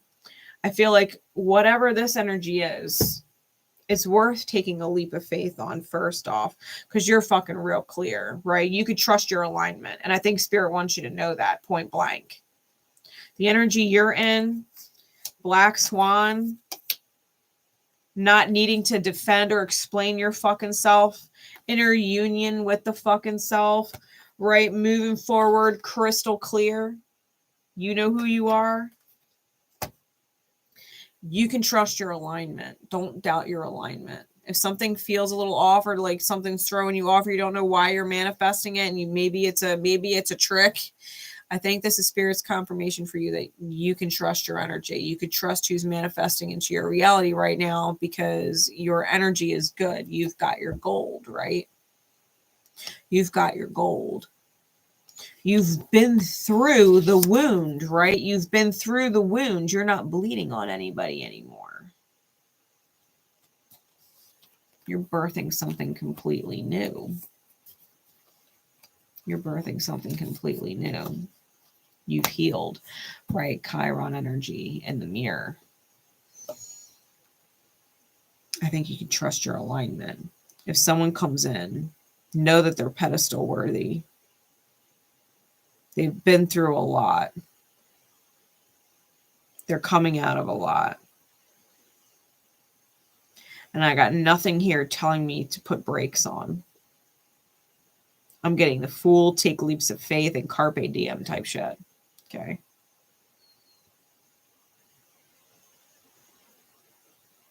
Being in Four of Wands energy and being clear, I think you'll know the perfect pace because you're not going to be afraid of the pace you're choosing. And you're not going to be thrown off if the pace is re-chosen by the other person. Like, you're not going to sit there and be like, oh, well, it might not be it because they didn't follow my pace, right? They repaced it. No, it's perfect because you're pushing this person to truly rise, right? Your Black Swan energy, you're just being real. You're just being real, which is probably like a breath of fresh air for them. They need someone real, right? Someone who really, like, gives all the fucks in the world, but doesn't give a single fuck, you know, like at the same time. They need that. They need that.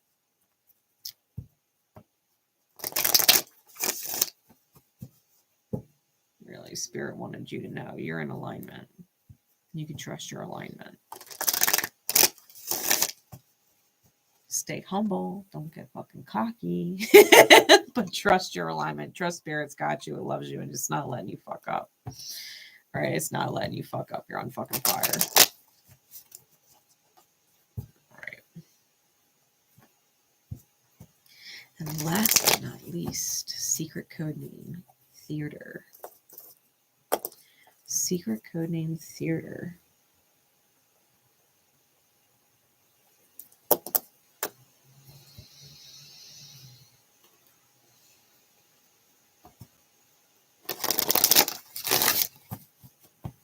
When I got the secret code name,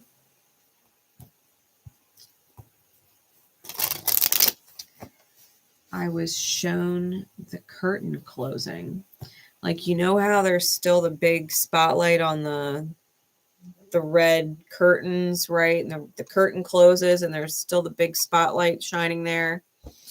And people are throwing roses at the stage, like old school style, right? Throwing different flowers and shit at the stage. That's what I saw. That's what I saw when I was given the secret code name, Theater.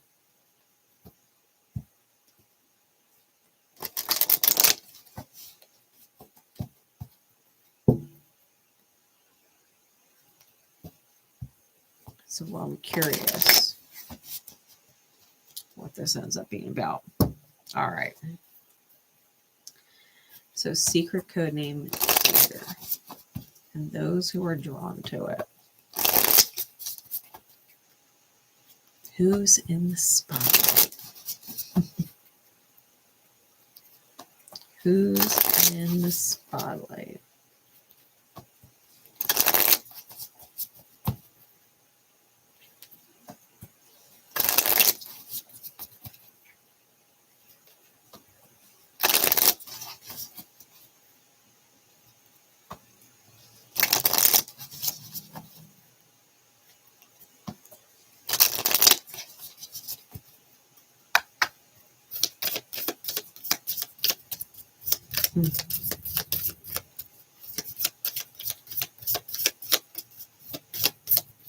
Can we get an encore?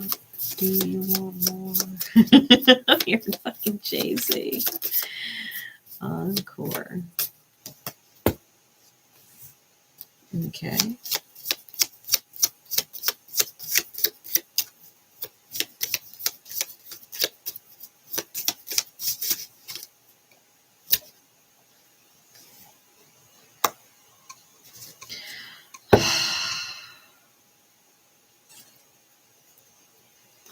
So we've got the Wall.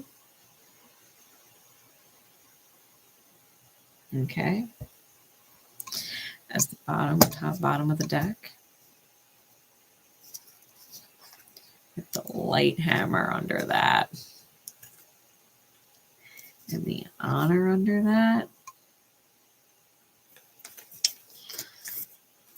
think you're about to go busting through the dang wall and you got a little help to do it. You got a little help to do it.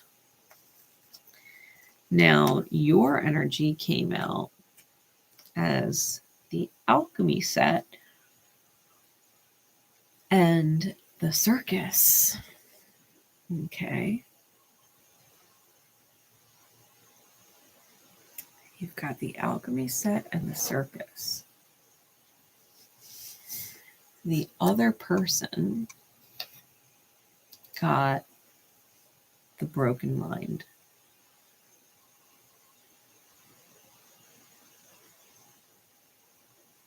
I've got two of these in this deck, and one is the other way around, right?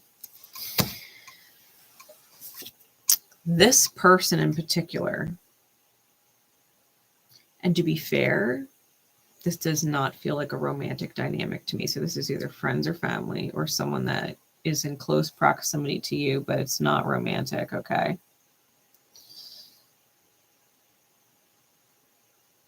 This is someone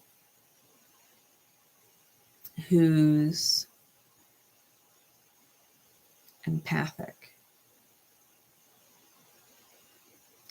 There's the demon right in front of them. The red flags and all, right? The quote unquote demon, the shadows right in front of them. But all they see is the person's best potential. That's all they're seeing. They see the angel behind that person's shadows. And they want to bring the angel out of them. They want that angel to be real. The angel they see inside their mind. They want it to be real so bad. That's the empath. It's a broken state of mind to ignore red flags. It's a broken mind to ignore red flags. There's a reason why air is so important in the cosmos, right? In our birth charts. Because it's reality for what it is. It's logic and reason.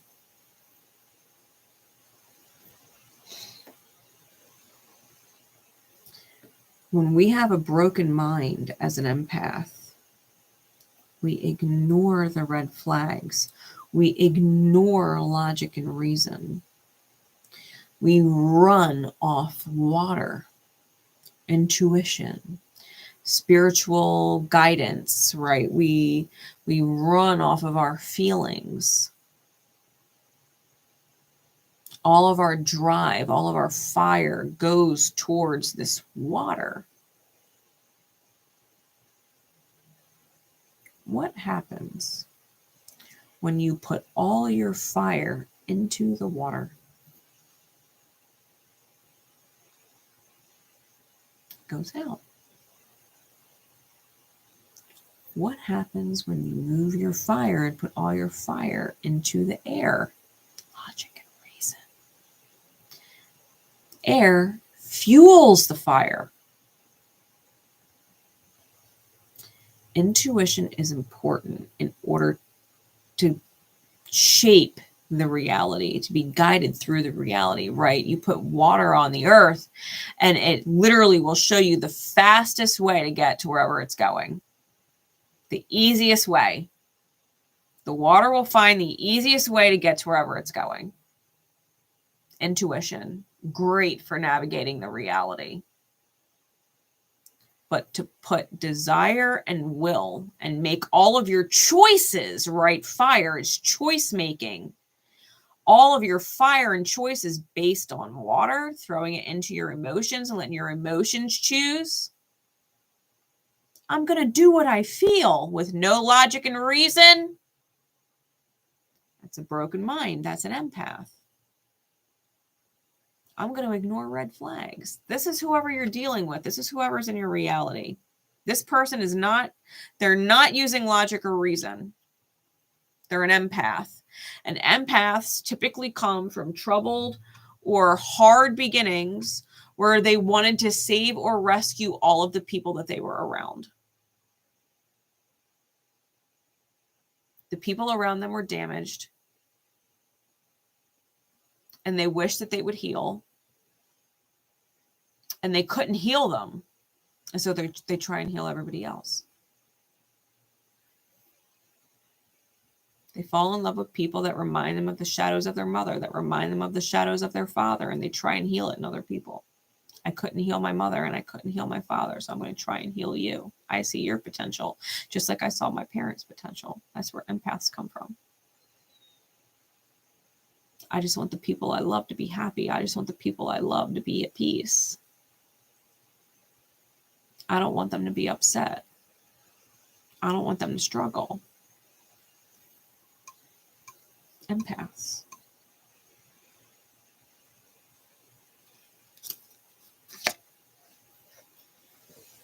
You, being the alchemy set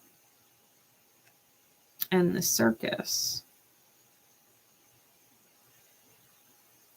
I think you've already been to this rodeo. I think that you've been to the fucking circus.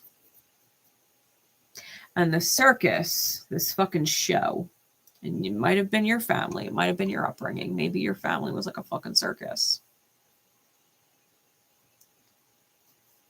It was a catalyst for you. Where you're at now, and whatever circus-like dynamics you've been in since. The show, right? I think you've literally closed the curtain on the show. I think you've alchemized out of it, right? The curtain closed. It was a great show. It was a great performance. Lots of value. Lots of value. I think you've been through it. And I think that you see what this person is doing because you've healed. You've healed. You wouldn't see how broken-minded this person was unless you've been through it yourself. How could you identify something you've never seen before? How could you identify something you've never seen before?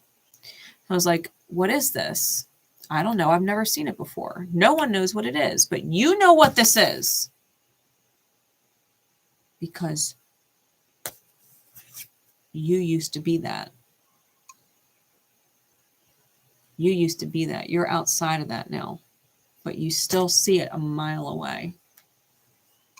You can easily see when someone is completely in love with someone else's potential and is just being wreaked havoc upon by the shadows of someone else, because the reality is there's red flags out the fucking wazoo, and this person's probably toxic as hell.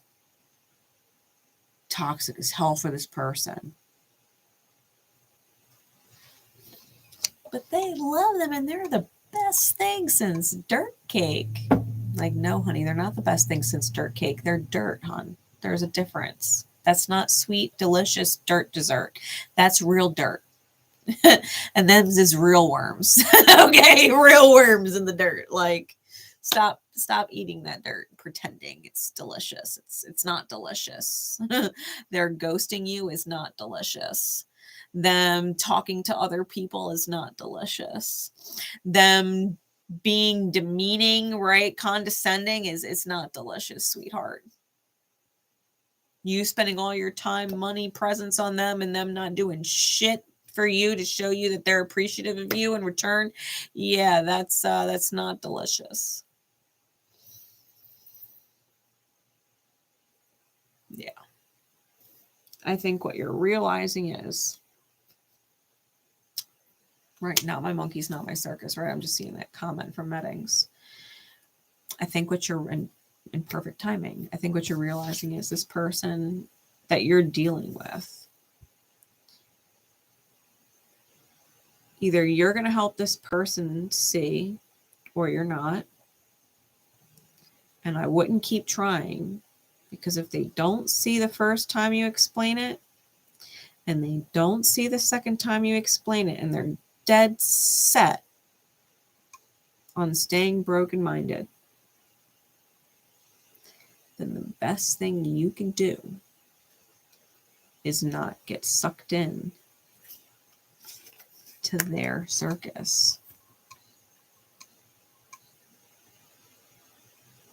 They will know what the fuck you are talking about eventually. Time has a way of changing things. You can be a catalyst for this person's understanding, but it's going to need some time to alchemize. It's going to need some time to set in and shift. Right? That's the thing about alchemy. Sometimes things have to be on a Bunsen burner, low flame for a hot minute with a little, stir in there. It has to evaporate and drip into the next container, and then it takes time to solidify. It takes time. I think you're at a moment where you're seeing your old self in someone else, realizing you're not there anymore. And now the final step is closing the curtain and letting them go from your mirror. Letting them go from your mirror. That is not you. You're not trying to save that version of yourself anymore. You can give that version of yourself the best advice, the advice you wish yourself would have been done, been known before you went to the fucking circus. Leave them with the advice and leave. That's their monkeys. That's their circus. Not your monkeys. Not your circus. As much as you love them, as much as you feel for them because you've been there and you know how painful it is, you cannot save someone from a process that they are divinely meant to go through to get to where you are now. If you made it through, they can too. If you made it through, they can too.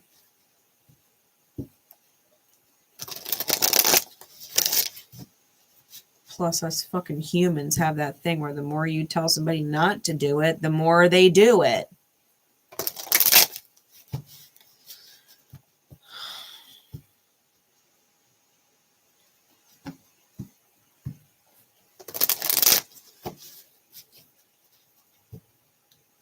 Insight, please.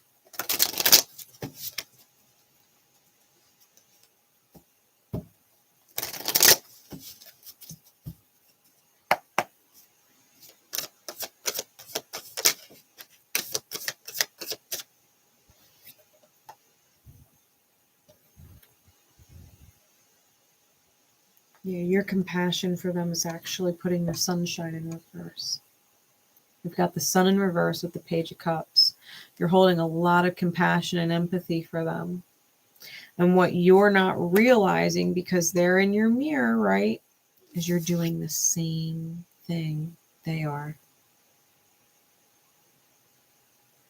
You're looking at them and seeing the angel in them when the red flags of their shadows are right in front of you.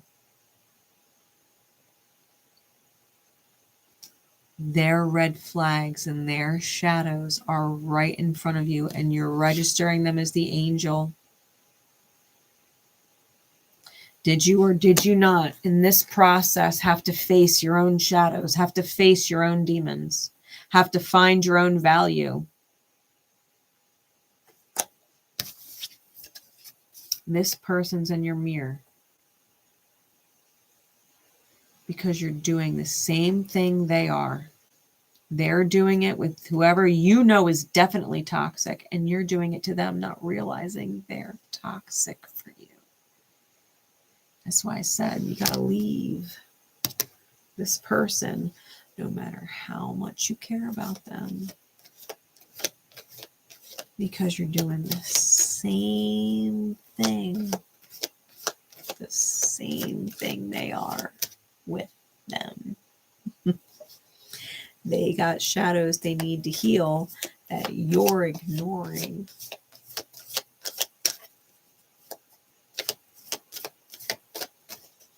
You're seeing them for the angel that they are. And they are underneath the shadow that's hiding it. We don't see as empaths what's not there. It's there. It's there. We wouldn't see it if it wasn't there. The fact of the matter is, the shadow is eclipsing it. The shadow is eclipsing it. That light can't shine until that shadow is dealt with. No different than your light couldn't shine until your shadows were dealt with. You just got another one in front of you, that's all. Yeah, this person's learning how to defend themselves. The Seven of Wands almost popped out. It didn't, though. This person's learning how to defend themselves. Learning how to stand up for themselves. Learning how to get into the high alignment. Right, they're learning. Yeah, the Queen of Cups. They got someone on a fucking pedestal. They got someone on a pedestal. The Queen of Cups is the one that pedalizes people and gets penalized for it. They're an empath. They're an empath who probably got sucked into some narcissistic cycle. The empath narcissist cycle. Yeah. They're probably dealing with someone that they feel is like a fucking twin flame. But I love them so much. Fucking blinded. Blinded. Blinded. No logic. No reason. No logic. No. Literally fire and water, right? Wands and cups. Nine of Wands. It's a Chiron lesson. It's a Chiron lesson. They're martyring themselves. It's a Chiron lesson. They'll transform from it. They have to. It's 13 wands. They will. Trust and believe they will. But right now, they are wounded. Wounded healer. Wounded. Nine of Wands. And they're in a twin flame catalyst dynamic. Why are you in their mirror?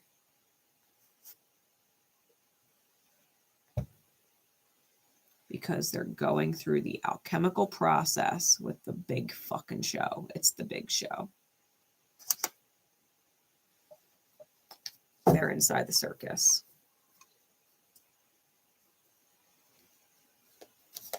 They're inside the circus. It's fine. They'll end up happy in the end.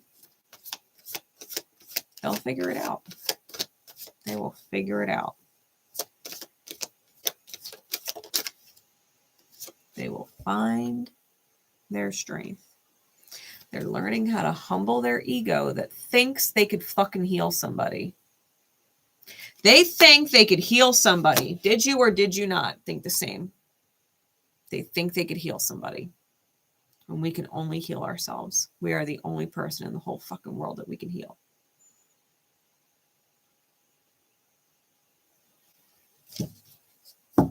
No one in this world has ever truly healed anybody else. We all chose it.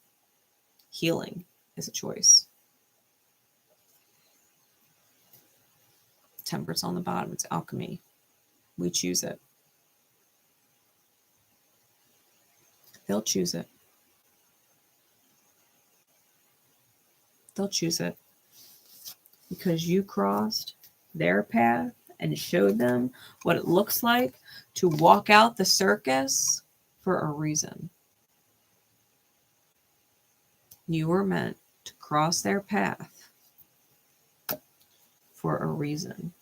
They're not ready to listen to your story right now. They're not ready to heed your warning right now.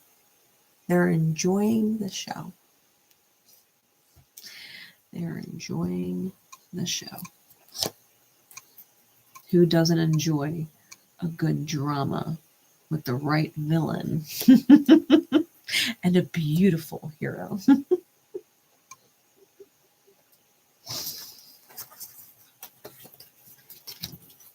I'm sure they will connect with you by the time it is all said and done. In the meantime, healthy boundaries, sovereignty, healthy boundaries and sovereignty. Do not let what is going on in their world change or shift or anything in your world. Okay? And this is the secret code name full moon in Aquarius. Secret code names. Curtain close. We are done for the night, guys. I love you and appreciate all of you who have tuned in, who have left me comments, both down below and in live chat. Thank you for everybody who's dropped likes and has shared it out. You are greatly appreciated. My love and support and blessings are sent your way always. I will have timestamps in the comments in just a few, and you guys can flash back around, rewatch, including the intro that I did on the full moon energies. All right. Until we next meet, love each other, love yourselves. Bye.